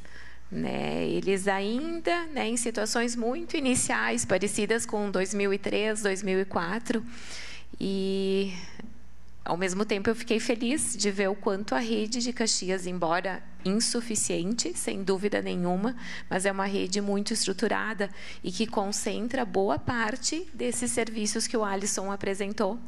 Né? Por exemplo, tem 5 residenciais habilitados na 5ª, 4 são em Caxias. Né? Então, acho que isso mostra o quanto a nossa rede, né, está bem, né? Mas, sem dúvida nenhuma, precisa crescer muito ainda. Né? E a questão da atenção primária, né, tem que ser muito trabalhada, porque tem um potencial gigantesco. Né? E a gente tem batido muito fortemente nisso. Né?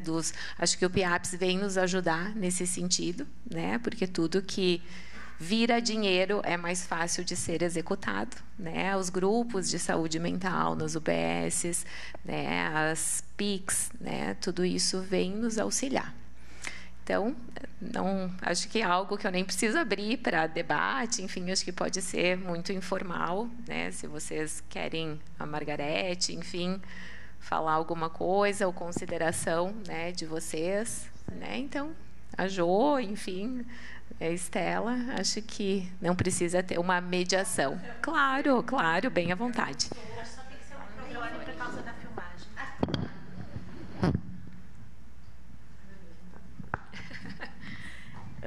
Eu não sou da área da saúde, então algumas coisas ficaram um pouco difíceis de compreender.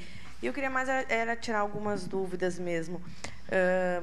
Que Eu esqueci teu nome, desculpa. Eu sou Alcindo. Alcindo. Meu nome é Uine. Eu sou assessora da deputada federal, Denise Pessoa. Então, eu estou aqui acompanhando porque é um assunto muito caro para nós, né? Eu queria, então, uma das perguntas era para o Alcindo, eu queria entender o que tu quis dizer quando, nas questões das universidades, que elas... para mim ficou um pouco confuso, né? E aí eu também queria entender um pouquinho quando se fala no CAPS, ele é um centro de atendimento só para quem tem como é que eu não quero errar nas palavras, transtornos mentais mais graves. E quando se trata, por exemplo, de pessoas que precisam de acompanhamento, porque a gente sabe que um acompanhamento psicológico é maravilhoso, todo mundo deveria fazer terapia, né? Mas como funciona? Para onde essas pessoas são destinadas, né? Eu quis procurar para minha filha, né? Eu levo a minha pequenininha ela faz acompanhamento com um psicólogo em função de algumas questões comportamentais dela, e foi bem difícil para mim conseguir. Eu consegui através de uma escola de estudos psicanalistas. Primeiro, porque a gente não consegue psicólogos que atendam crianças, né? É só depois dos 3, 4 anos. E porque a gente não sente lá na ponta, por exemplo, na pediatra que nos atende, esse comprometimento. Então, vindo ao encontro do que vocês falaram, a importância do cuidado básico, de se fazer essa triagem e encaminhar as pessoas. Porque, às vezes, pensa, tu vai lá e vou dizer, eu gostaria de levar minha filha na psicóloga. Como é que esse médico vai me... Ou até mesmo eu não estou me sentindo bem, eu acho que eu precisaria conversar. Como é que eu vou ser recebida? Para onde vão me encaminhar? Isso, eu sinto que isso me barrou eu, que sou uma pessoa que já tenho conhecimento, que já fiz terapia. Eu penso como não barra outras pessoas, né? Então, eu queria entender um pouquinho isso, quem se dirige ao CAPS, quem é encaminhado para o CAPS, e também um pouco mais essa questão que tu trouxe das universidades. Obrigada. Posso... Acho que a gente vai fazendo a conversa. Acho que a gente vai começar, depois passa para ti e a gente vai... Acho que como a minha resposta, né, vou eu responder a parte de encaminhamento, enfim, como funciona, é mais simples, talvez, do que a parte do Alcindo. Né? Os CAPs são serviços, né, para atender casos graves e persistentes de transtorno mental, seja para a infância quanto para adultos. Né? Então, tem o CAPS infantil, né, que vai atender esses casos mais graves, que precisem de um cuidado de uma equipe toda, né, por uma dinâmica mais adoecida. E já os casos leves ou intermediários, eles são atendidos nos ambulatórios, né? Que temos o CAIS Mental, que é um serviço mais antigo da rede de saúde mental, que ele foi criado em 95, né? E que ele atende crianças em psicoterapia. Porém, sabemos que o volume é imenso, né, de crianças que precisam esse tipo de atendimento. Então, existe uma classificação de prioridade, né, que é uma classificação técnica, enfim, para poder acolher de forma mais rápida, né, aqueles que precisam, né, por uma situação de mais urgência. E também temos as instituições de ensino, né, parceiras, que também atendem o público infantil. E eu fico pensando muito assim, né? Tu fala das crianças pequenininhas, enfim, o quanto a atenção primária poderia dar conta disso, né? Porque é uma orientação à paz, né? Não necessariamente um processo psicoterápico, né? E eu insisto muito que esse acolhimento lá no território, lá na UBS, poderia fazer uma diferença. Né? Nem tudo precisa ir para o serviço especializado, né? Mas a gente tem muito a evoluir ainda nesse sentido. Tá? Então, eu não sei se fica claro para ti o encaminhamento, aonde cada caso é atendido. Né? Se são situações de violência na infância, a gente tem um outro ambulatório, que é o Apoiar, que atende só crianças vítimas, né? Ou que presenciaram violência. Tá bem? Então, adorei as tuas duas perguntas, porque vou recuperar a história com base nisso, porque eu acho que na história vai dar para ficar...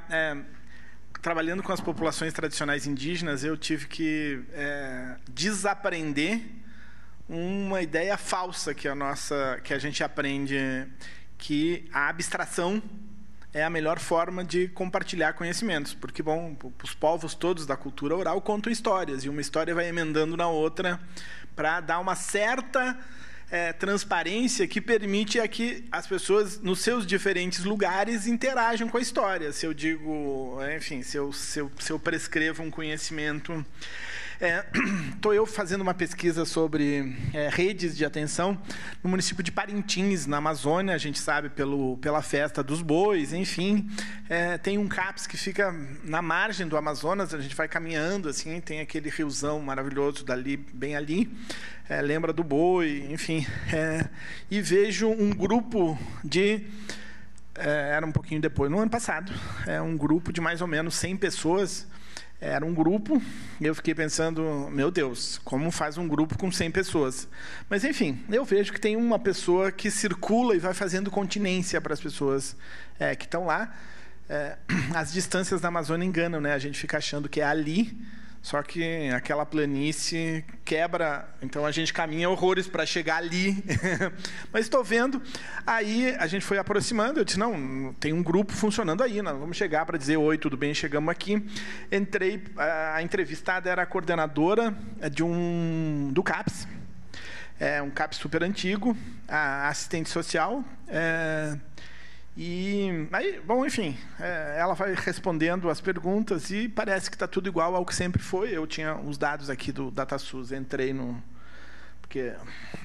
E, bom, até 2019 tinha 5 internações de 30 dias por mês. Aí tinha aquela altinha em hospital psiquiátrico. Depois de 2019 tem um período intermediário que explode as internações, aumenta muito o número, mas internações de curta duração lá no hospital geral. E depois desaba a internação em saúde mental. Mas a pessoa vai me dizendo, olha, não aconteceu nada, não aconteceu nada. Eu digo, olha, pelo que eu conheço, e aí eu usei uma expressão assim, mais chocante, alguma coisa fez com que pessoas em sofrimento psíquico saíssem do armário. Assim, foi aquela coisa meio... E aí ela me olha, fica completamente... E aí grita, e quando eu vejo, entra na sala o que eu imaginei que fosse o psicólogo, porque era o sujeito que ficava fazendo continência naquele grupo. E fazia muito bem, porque as pessoas começavam a se agitar um pouquinho, não precisava se expor.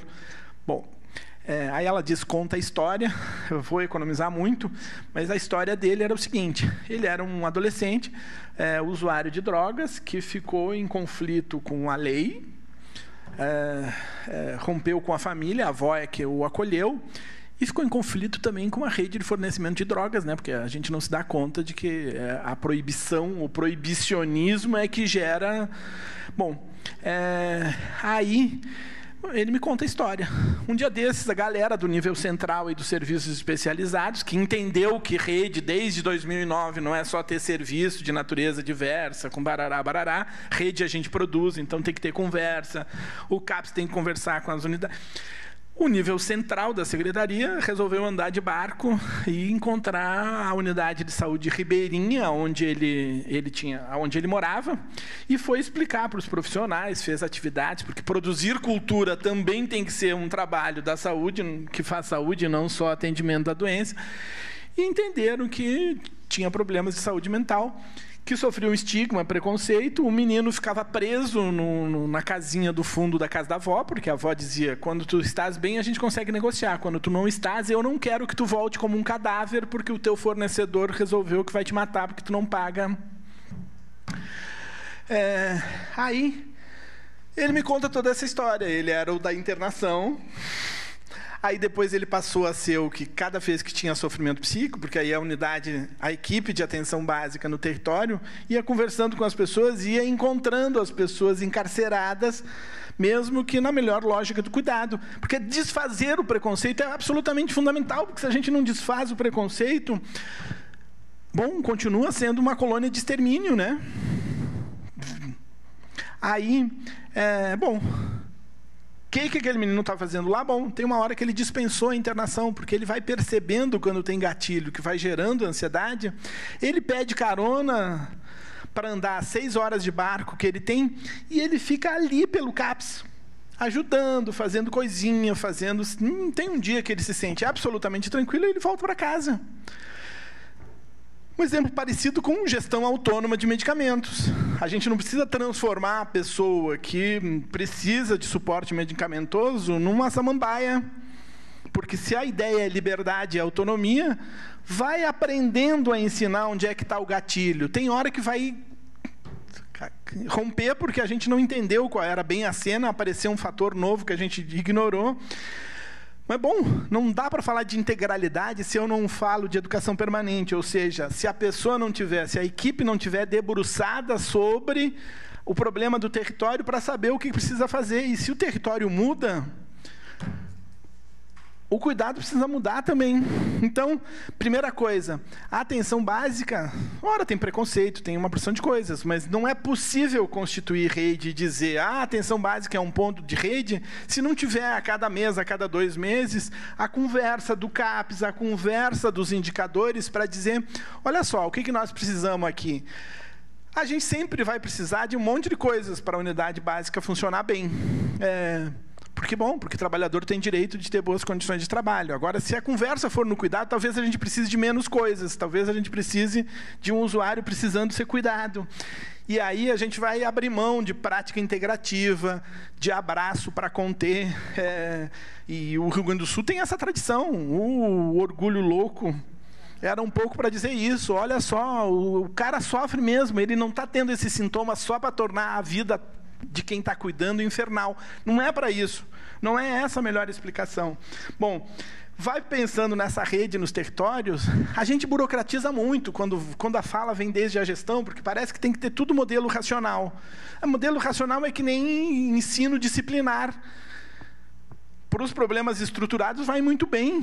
Agora, para os problemas que são complexos, não tem jeito. Precisa da inteligência freiriana, precisa que o cara seja um pesquisador em tempo integral, precisa que ele tenha tempo de fazer educação permanente, mas não como informes burocráticos do que aquele povo da secretaria inventou, mas de refletir sobre o trabalho, de perceber que ele é preconceituoso e isso contamina a equipe inteira.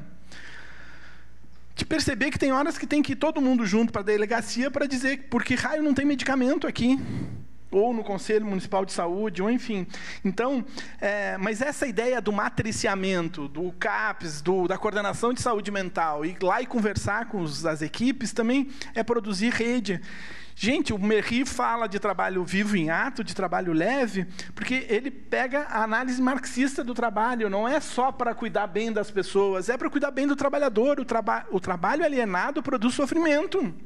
Toda a teoria da psicopatologia fala sobre isso. Então, ter educação permanente, ter matriciamento, ter relação democrática como modalidade de trabalho, cuida do trabalhador também, e é muito inteligente que o gestor faça isso, porque muda o impacto. Aí a gente começa a diminuir o consumo de coisas. Esse menino nunca mais foi internado, não precisou da internação do manicômio, nem da internação, quer dizer, custa muito menos.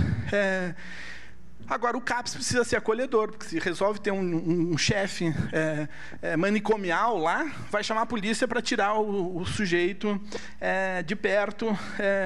Então, o que acontece?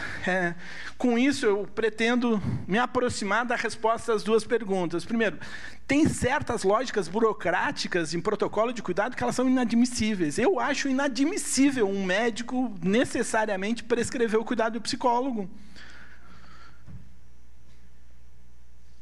Qual que é a lógica? Um médico que não entende pouco de saúde mental, porque não aprendeu, porque entendeu só o cérebro como um conjunto de reações anatomofisiológicas, não consegue fazer isso. Agora, tem médico que é super bom. Eu acho que eu seria um bom encaminhador, porque estou ali constituído também por... Mas, enfim, então, os planos de saúde cometem essa atrocidade direto. tem um certo número de sessões, tem um certo número de coisas, tarará. Mas aí a lógica é a planilha do Excel, que já nem é mais do Excel, porque é o sistema informatizado que vai tomar a decisão pelo profissional. Aliena o profissional também da lógica do cuidado. Por que as universidades, no meu entendimento, se acovardam, e foi isso que eu disse? Porque elas têm medo dessa complexidade, elas estão formadas, elas estão constituídas ainda na lógica do conhecimento disciplinar. E é muito mais legal, é muito mais seguro atender o usuário que já foi despossuído de tudo. Ele é só portador do diagnóstico na unidade de internação. E é esse profissional que vai lá no CAPS e repete a lógica manicomial, faz o CAPS um pequeno manicômio, porque veja que legal a potência, ao contrário, né? Porque não é a potência spinoziana, que é a potência que tira a vida das pessoas. Então, eu tenho percebido, e não é só no Brasil, na Itália, a Universidade de Bolonha e de Parma tem 1.200 anos, e o serviço diz, não dá para esperar nada da universidade, elas estão de costas para o mundo do trabalho, e a coluna vertebral está absolutamente amalgamada, não se dobra de jeito nenhum. Então, deixa fazer o que pode, e depois, quando o profissional chegar aqui, a gente se ajusta. Na Guatemala, que eu estou trabalhando agora há pouco tempo, a universidade tem 300 anos. É a herança da colonização espanhola. O que o serviço diz? Da universidade não se pode esperar nada. Eu acho que das nossas universidades, nós estamos num caminho que eu espero que seja reversível, de não poder esperar nada.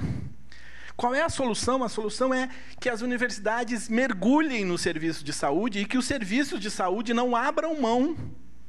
Quer negociar com a APES? Então, vai ter que trazer os psicólogos do curso de psicologia para aqui.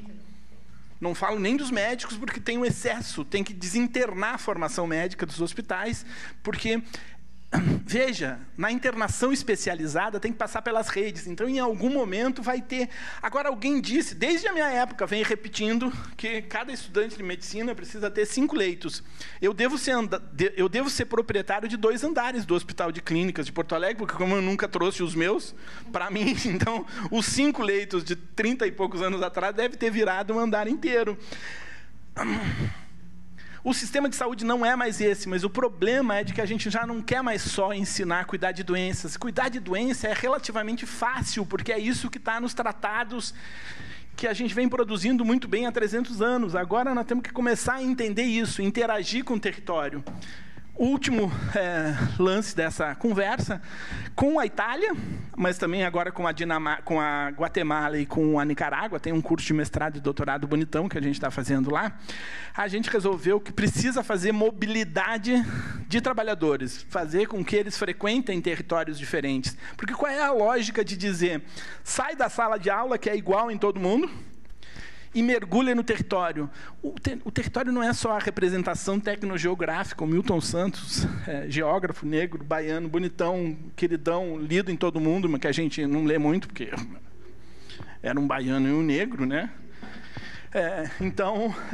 Mas ele diz, o território não é a representação que a gente usa lá para fazer, porque o território é vivo. Quando a gente olha aquele retrato que foi mortalidade, distribuição de serviços, já não é mais aquilo, já é outra coisa. Porque, veja, diferente do ensino catedrático que a gente diz, olha, muda, no Amazonas tem doença tropical. Mentira, isso é uma outra coisa falsa, né? Mas então a gente ensina doenças tropicais. Aqui a gente ensina doença crônica, porque nós somos mais desenvolvidos, parará, balela. Mas se a gente ensina a conectar com o território, para o planejamento, mas também para o cuidado, muda o território e o profissional de saúde continuará sendo bom em todo o território. Isso resolve várias coisas, inclusive como é que atua fora do país, enfim. Então, mas eu acho que as universidades têm medo de fazer isso. Então, vou voltar à conferência. A conferência disse, o SUS precisa ser uma escola. O SUS precisa ser uma escola. As especializações, elas não são um atributo de cada profissão, elas são um atributo do território e do cuidado. Então, é uma atrocidade a gente ter uma residência em psiquiatria, porque aí é medicina psiquiátrica. A enfermagem gosta bastante de sonha ter esse status da medicina, então ela quer ter também as especializações. Mas veja, não pode mais ser essa a preocupação central, porque um bom compêndio de psiquiatria vai descrever do avesso cada uma das doenças, quais são as alternativas farmacológicas. A gente tem uma carrada de coisa para fazer. O que a gente não sabe é respeitar a autonomia do usuário depois do diagnóstico. A gente não sabe reconhecer que, se ele tiver um grupo operativo que nem um ICM juntos, talvez a gente, ao invés de prescrever e ficar monitorando se ele toma todos os comprimidinhos, não sei das quantas, a gente precisa só ter uma escuta aí na coisa do território. Mas a 17ª conferência diz isso. Olha, o serviço não pode ser uma escola porque ele escolheu ser uma escola. Ele tem que ser uma escola porque 100% dos seus trabalhadores precisam aprender com o cotidiano. E ele precisa ajudar a dobrar o efeito dessa coluna vertebral que vai se tornando rígida demais para que a formação dos profissionais. Então, eu repito, é covarde porque tem medo do mundo do trabalho, e essa covardia tem produzido atrocidades, porque as universidades, inclusive as públicas, têm se deixado intervir, elas têm se deixado criar sistema de perseguição, ela tem se omitido na hora de defender a autonomia dos professores e a autonomia didática e pedagógica. Tem reitor que não tem legitimidade porque não foi eleito democraticamente, e eleito democraticamente é quando a pessoa tem mais votos, não é quando ela tem menos votos, porque isso atenta contra a democracia. Então, esse é um argumento esquizofrênico, no pior sentido da expressão, que o Ministério da Educação, que todo mundo sai papagaiando. Porque, veja, não é só um problema da formação de profissionais, é a gente fazer avançar a crise civilizatória que a gente vem vivendo e que está absolutamente enterrado nela. Quando o corpo de uma mulher violentada enquanto não for mais do que um corpo que precisa ser consertado, enquanto não for um conjunto de coisas que precisam ser desencadeadas, está mal, porque o bem viver das comunidades indígenas está longe ainda. Então, a gente precisa andar muito para chegar onde as comunidades tradicionais já tinham chegado quando a gente apareceu por aqui.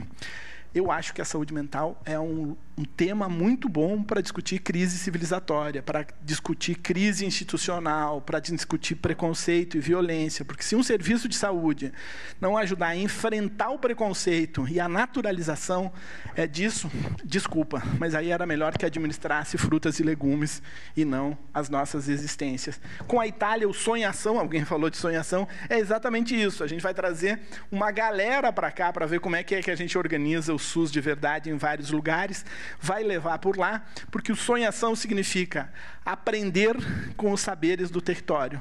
O que não quer dizer jogar fora o saber da ciência, significa só transformar mesmo cada um e cada uma em pesquisador de si e do mundo. Mas, enfim, eu me empolgo e aí perco a noção de tempo. Assim, o Alcindo vai falando, eu vou pensando em um monte de coisa que ele acabou dizendo, não, mas não é sobre isso que a gente está falando aqui. Mas a atenção básica, como a Marina já trouxe, seria o ponto da rede para essas pessoas, mas eu quero trazer uma perspectiva só, que não dá para também, e até pensar nessa coisa do adoecimento das equipes de saúde.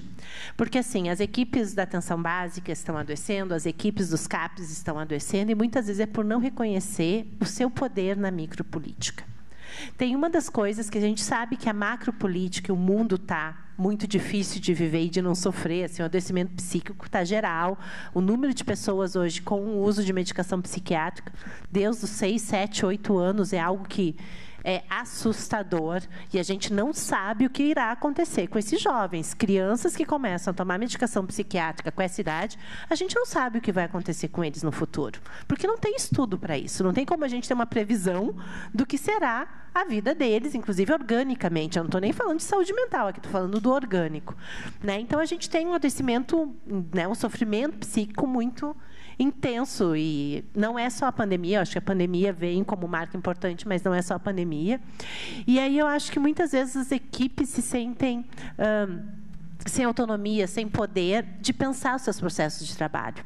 E aí, nessa história que a gente veio aqui, naquela época do CAPES, acho que tinha muitas coisas assim, que a gente conseguia trabalhar com metas, inclusive. A gente tem um mundo de coisas para fazer. Quando a gente olha tudo que um CAPES tinha que fazer, ou tudo que uma atenção básica tem que fazer, que, como o Alcindo sempre fala, é de maior complexidade de atenção, é atenção básica, porque chega de tudo ali, mas tu poder saber o que esse ano, o que essa equipe, o que agora a gente vai fazer muito bem. Agora a gente vai... a demanda da gente agora é violência. Então, nós vamos trabalhar como que estratégias com a comunidade, que forças que a gente tem no território para trazer. E se dando conta que saúde não é produzida só por profissionais de saúde. A gente aqui não está falando da arte, não está falando da cultura, não está falando do esporte. Eu sempre lembro os exemplos que eu Alcindo, aí eu vou lembrando das falas, né? A gente vive muito junto, né? E dá nisso. Do grupo de caminhada no Glória Cruzeiro Cristal, que tinha assalto. A Marga já escutou essa história 1000 vezes, mas tinha muito assalto na rua e a comunidade se organizou fazendo um grupo de caminhada na hora que as pessoas chegavam da escola no turno da noite. E aí as pessoas vinham, no calor, as pessoas iam tomar chimarrão na rua, as pessoas, tinham um grupo fazendo caminhada, criou um movimento naquele território, diminuiu o assalto. Ah, é uma ação de saúde? Também. Não é de saúde, mas também está conectado. Então, assim, as alternativas para a gente pensar soluções para os problemas que a gente enfrenta e que produz sofrimento psíquico, porque, sim, ser assaltado, ter risco todo dia de passar, produz crise de ansiedade, produz pânico. E aí a gente pode pensar no diagnóstico de 1000 coisas, mas que não é o central. O central é pensar o que a gente pode dar conta. E aí eu venho de um doutorado da Espanha, então a gente traz um pouco do modelo europeu, que é pensar, aqui tem um aspecto da cidadania que é diferente. É uma cidadania que tu confia no Estado, com alguém que vai garantir teus direitos. A gente não confia no SUS, é uma pena, mas a população não confia lá. Tu te decepciona com aquele país, se o país se tiram teus direitos ou se não dão conta. Mas eles também se sentem responsáveis por garantir o direito dos outros. Então, não é, é com ele, não é comigo. As pessoas estão juntas e tem muita organização deles mesmos na proposta. E aí eu fico pensando, aqui a gente não... a minha experiência de lá tinha muitos grupos que eram a base das pessoas. O serviço de saúde nem estava conectado. Então, tem peer-to-peer, que é entre pares, né? Então, entre pares, como é que as pessoas faziam grupos e que eles poderiam estar se ajudando?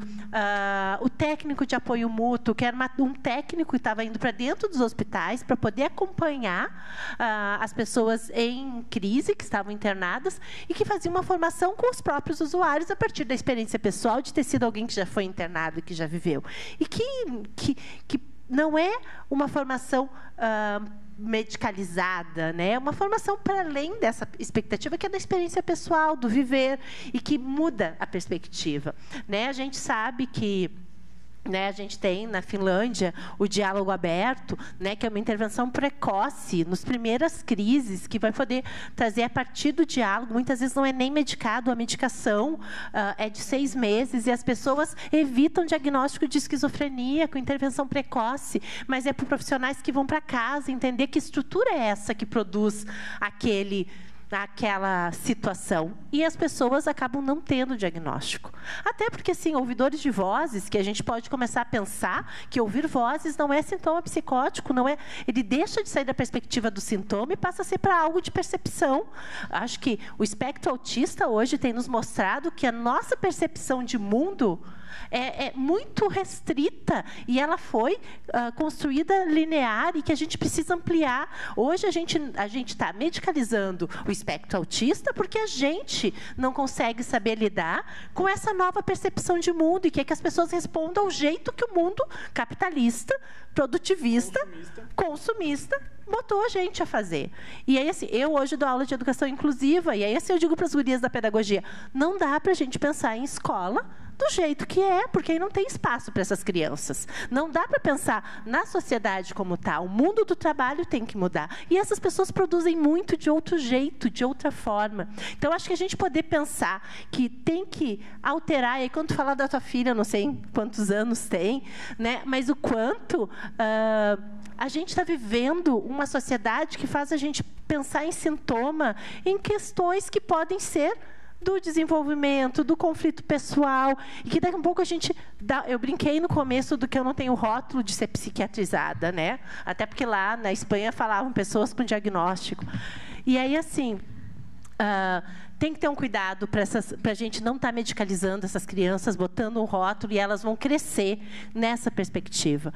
Quando o Alcindo vai trazendo essas outras possibilidades de ser de alguém com diagnóstico, eu vou lembrando da experiência da Rádio Nicósia ou de outros espaços que eles deixam de ser pacientes, de serem, né, lá não se chama usuário, lá é paciente, né, mas eles passam a ser alguém que tem uma identidade. Eles são radialistas, eles são artistas, eles são escritores. Então, a gente precisa, talvez, dar uma parada, né? E a gente sabe que os laboratórios é muito difícil lutar contra essa força, né? E a gente precisa dar uma parada e, assim, olha, essas pessoas são pessoas e são diferentes. E eu não tenho que pensar que isso é um diagnóstico, um CID, um DSM-5, porque se a gente olhar o CID-11 e o DSM-5, todos nós temos diagnóstico, ninguém escapa. Muitos, né? A gente é múltiplo, né? Então, assim, acho que a gente olhar para isso e pensar que precisa ter... A gente tinha, antigamente, espaços de conversa, tinha espaços da família, tinha vizinho que se conhecia. Não é à toa que a nossa vida está assim. A gente teve uma mudança social individualizada, muito das telas, muitos dos contatos, de hiperestimulação. A gente não tem mais folga.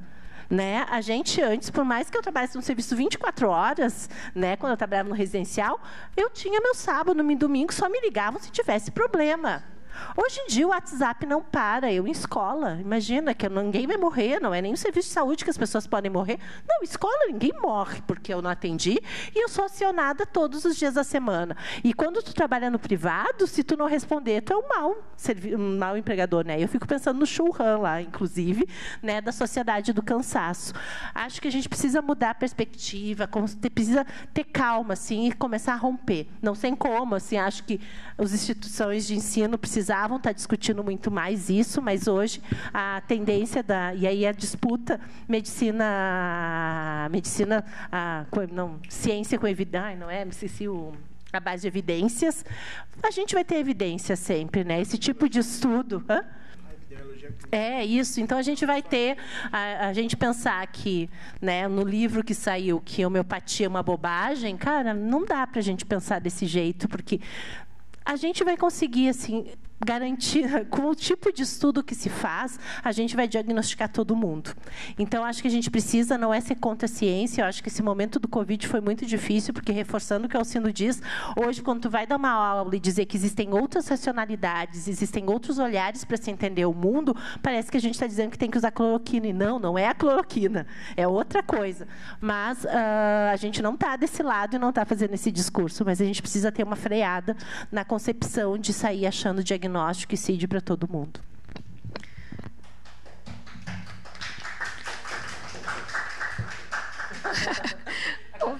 Agora deu. Fiquei pensando, né, da questão da educação permanente, né, e eu gosto muito de falar da sensibilização permanente, porque eu acho que a gente está ainda num momento de conseguir sensibilizar os profissionais, sensibilizar a sociedade, né? E eu normalmente falo, né, usando o exemplo do autismo, que o autismo é de todos, né? O autismo não é da saúde mental, o autismo não é da saúde, ele é de todos nós, assim como o suicídio, assim como tantas outras coisas. Só que para isso tem que ter uma sensibilização das pessoas, e que é tão difícil. Alisson, tu quer fazer alguma consideração final? Senão a gente encerra. Tem mais uma contribuição.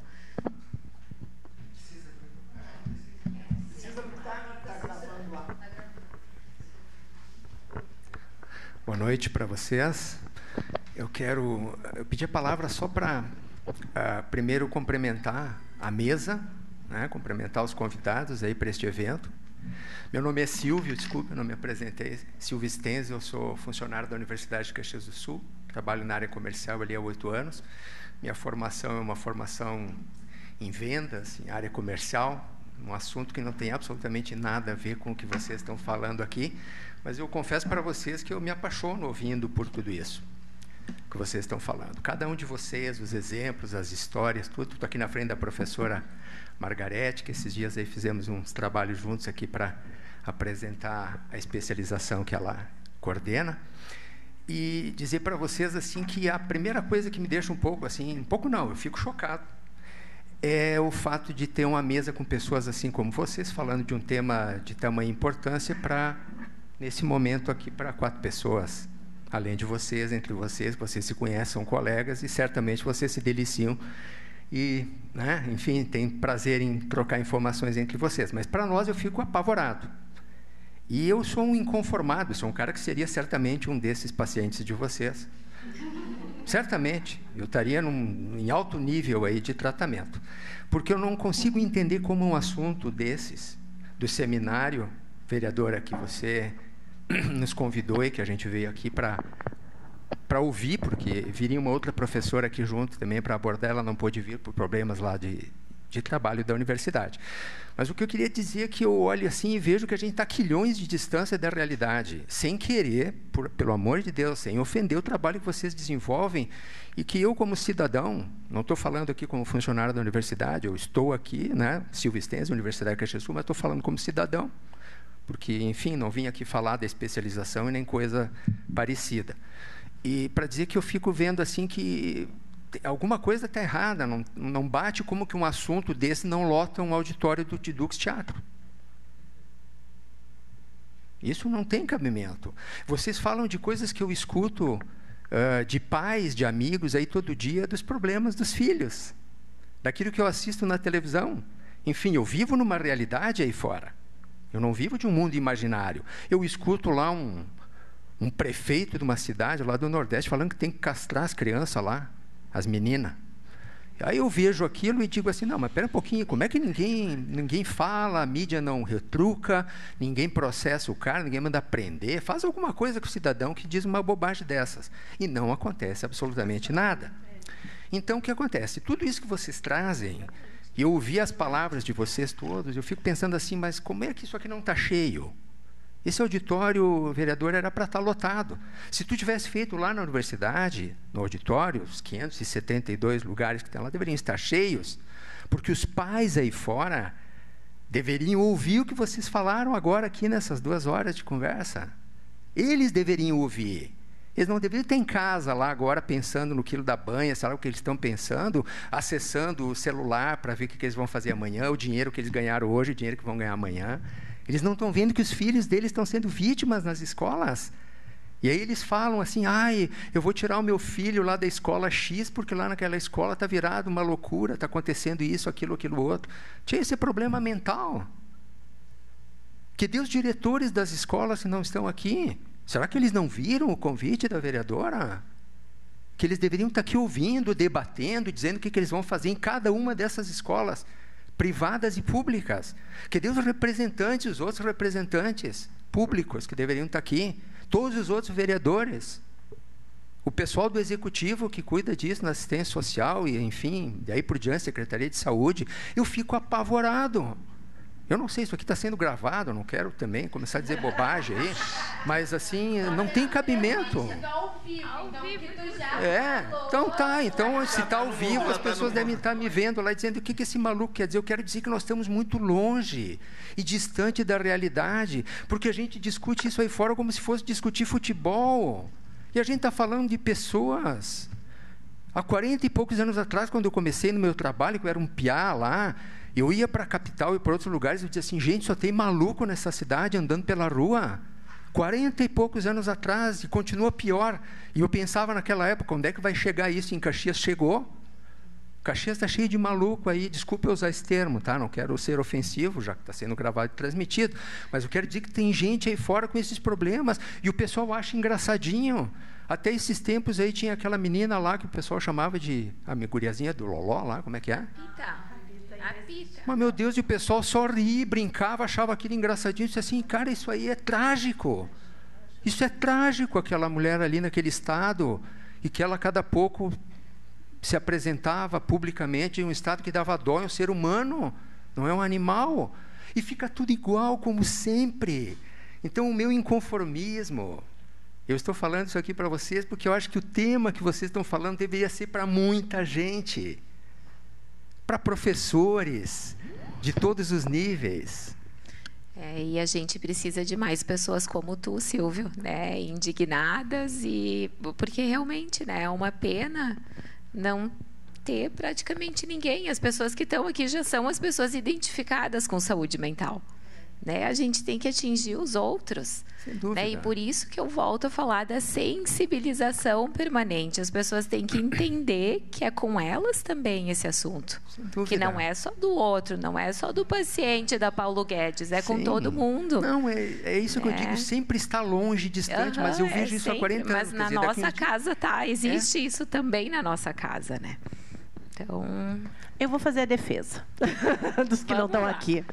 Acho que a vida não está fácil para muita gente também. A gente está aqui, não é assim, a casa do povo que não é todo o povo, né? A gente sabe que esses espaços talvez às vezes não sejam tão acolhedores. Acho que a gente precisa, eu entendo que deveria, sei que não faltou convite, mas em vários espaços, a universidade é para ser do povo, mas as pessoas não. Eu que trabalho numa instituição de ensino pública, ela deveria ser do povo, mas não lota. Para a gente conseguir fazer o povo entrar, e aí penso, o povo vão ser várias pessoas e trabalhadores, e aí, né, não entra. Mas eu acho que a gente talvez tenha que levar de outras estratégias essas conversas para o território. Acho que também, assim, qual o custo na vida de alguém hoje, financeiro, inclusive, de chegar aqui? Né? A gente tem várias questões. A gente, quando fala de saúde mental, a gente nem falou da crise econômica. Como é que a gente vai dar... Está todo mundo dando diagnóstico de depressão, mas as pessoas não têm que comer e como pagar as contas, desempregada. Vai ser depressão? Porque é mais fácil, porque a gente tem uma prescrição e agora acabou minha responsabilidade de prescrever um antidepressivo, ansiolítico, entreguei a receita, meu papel parou. Então, acho que a gente precisa, talvez... Aqui a gente estava numa fala específica e convite, mas a gente precisa, talvez, pensar como vai para o território produzir nos espaços que não falam disso sobre isso. E não é isso, assim, a história, mas outras coisas. Hã? Sim, a gente vai, agora a gente assumiu. Então, acho que eu faço essa defesa no sentido que a gente precisa sair dos nossos espaços e ir para onde as pessoas estão. Silvio, 3 coisas aqui muito rápidas. Uma delas é que, se tu está apoiando a viabilidade do curso de especialização em saúde mental coletiva que Margarete e Beth coordenam, é uma ajuda enorme, porque assim, aí é depoimento. Eu tenho participado pontualmente das diferentes edições e acho que é uma das estratégias de formação de inteligência para o cuidado em saúde mental que não tem nos outros lugares, onde a oferta é um cardápio de conhecimento disciplinar. Coisa que não é irrelevante, mas se o cara tiver um compêndio de saúde mental em casa, ele vai bem. Porque aqui tem a ideia da saúde mental coletiva, que é essa coisa de que pega o conhecimento da epidemiologia, da clínica, das profissões, e diz lá o seguinte: bom, agora nós vamos pensar cuidado. Não é só erudição nessas coisas que qualquer curso de psicologia, de saúde mental faz. Então, a primeira coisa é essa. A segunda, eu acho que teria feito muito sentido se tivesse mais pessoas.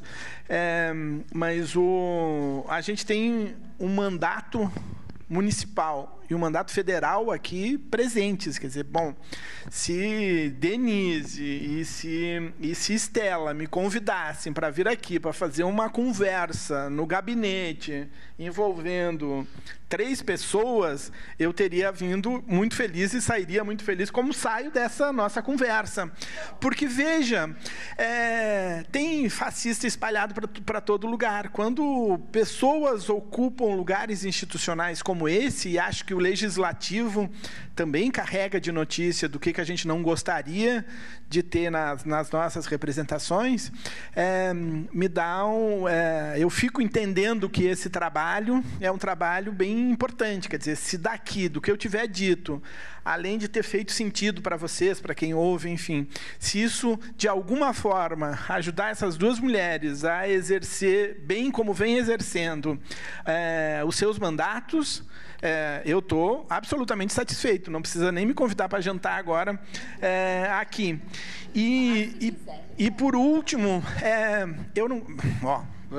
mandar para o fundo da fala talvez não tenha resolvido o meu problema. Eu fui adiando para não me emocionar. Esse lugar que teve Justina Onze como secretária de saúde, merece o meu absoluto respeito, e eu viria para ficar sentado em silêncio também, só pensando no privilégio de ter conhecido essa mulher, no movimento que ela fez, e uma das coisas que me emociona muito na postura da Justina é de que era uma super mulher, uma super pessoa, e nunca se dessensibilizou de uma cena de cuidado onde um profissional de saúde e um usuário estivessem fazendo algum encaminhamento que não estava bem. Então, ser secretária, ser vice-prefeita. Bom, nosso ciclo civilizatório ele também oscila. Mas eu tenho a sensação de que a gente fica muito bem quando junta, mesmo que não seja um grupo grande, de pessoas que renovam a sua energia, a potência do encontro lá do Spinoza, isso, a gente vai se reinventando e vai tendo coragem de fazer outras coisas. Então, se eu digo, a universidade está acovardada, é porque eu achei que eu ia concluir minha vida sendo reitor de alguma universidade. Agora, de verdade, eu quero conversar com as populações tradicionais indígenas, aprender com elas. Fico grato por perceber o quanto que eu ainda tenho que desaprender e aprender, ou seja, antes dos 120 anos é inviável que eu vá para a próxima dimensão da existência. Mas, de novo, depois desse encontro, eu saio encorajado, mas assim, de forma nenhuma eu me sinto menos relevante por ter feito uma conversa, porque este lugar também é legal, né? Sabe Deus se a gente não tivesse ocupando essa sala para falar disso, para falar do que ela seria ocupada. Então, eu quero te dizer que eu super concordo, é estranho, é ruim, eu digo acovardamento da universidade, é para ver se ela se sente agredida. Agora, vários de nós ocupamos e ocupamos muito bem o lugar da universidade. E eu acho que vocês ocupam muito bem na viabilização desse curso, que eu também não sei porque que não tem uma lista de espera para os próximos 15 anos para fazer o curso, porque ele também me chama a atenção disso. Agora, os imprescindíveis sempre estão no lugar certo, na hora que se precisa deles. Os demais talvez tenham que refletir sobre isso, né? Eu vou provocar aqui, né? Quem sabe uma emenda parlamentar para os trabalhadores da rede poderem fazer esse curso. Acho que seria um dinheiro muito bem investido, né? Pensando que cada serviço, até na atenção básica, ou até atenção, especialmente talvez a atenção básica, porque a gente exige tanto da atenção básica e ela se sente às vezes sem recursos, né?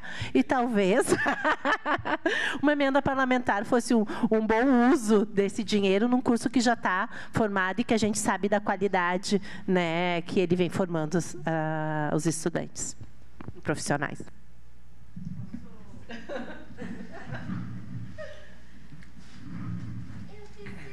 A gente vai ficar... Eu falei da Justina, não chorei. A gente chorou por ti.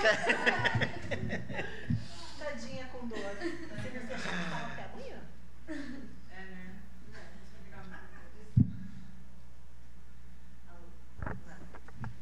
Agora sim.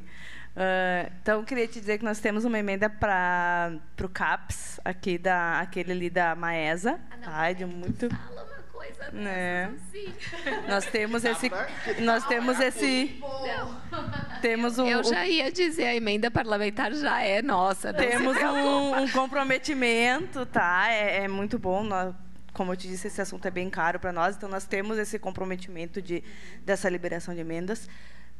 Estamos abertos, claro, sempre a recebermos, né, mais pedidos e dentro da nossa alçada conseguir destinar para esse caminho. E também queria assinar embaixo de tudo que tu falaste a respeito da questão dos diagnósticos de medicalização infantil. Concordo com tudo. Procuro sempre ir pelas vias de dar liberdade, né? Não medico a minha menina, para ficar bem tranquila, eu completamente... Então, eu faço acompanhamento porque eu acho que é bem importante. Enfim, tem as questões, né, dela, mas concordo e acho que na sociedade que a gente está, onde hoje estão diagnosticando tudo, a todo momento, principalmente as crianças, né? A criança não pode se movimentar um pouco mais, que ela tem TDAH, e vamos medicar para ela ficar quietinha, né? Então... Grau 1343 ou 249. Exatamente. Então, vamos trabalhar para que a sociedade caminhe para um novo momento para as nossas crianças e, consecutivamente, adultos mais saudáveis, né? Então, é isso. Obrigada. Encerramos, então. Eu já estou ficando sem voz. Foi falhando. Tu quer falar, Jô? Não, é só para encerrar. Eu acho que foi um momento muito, muito importante, muito gratificante e que eu acho que cada vez mais dá uma certeza, pelo menos para mim, que eu estou no lugar certo enquanto profissional da saúde mental. Não falo em gestão, não falo nada disso, mas por amar, né, a saúde mental, né, e poder contar com todos vocês de uma forma ou de outra, né, com a Denise em especial, que agora tu pode contar para ela um pouquinho mais da história do Cidadania, né? Ela foi lá conhecer, enfim, eu acho que é uma super parceira, a Estela, a Jocélia, a Marga, né? Então a UX, né, sempre nos auxilia, né? Então foi um prazer enorme para mim fazer essa mediação tão informal. Tá? Então encerramos.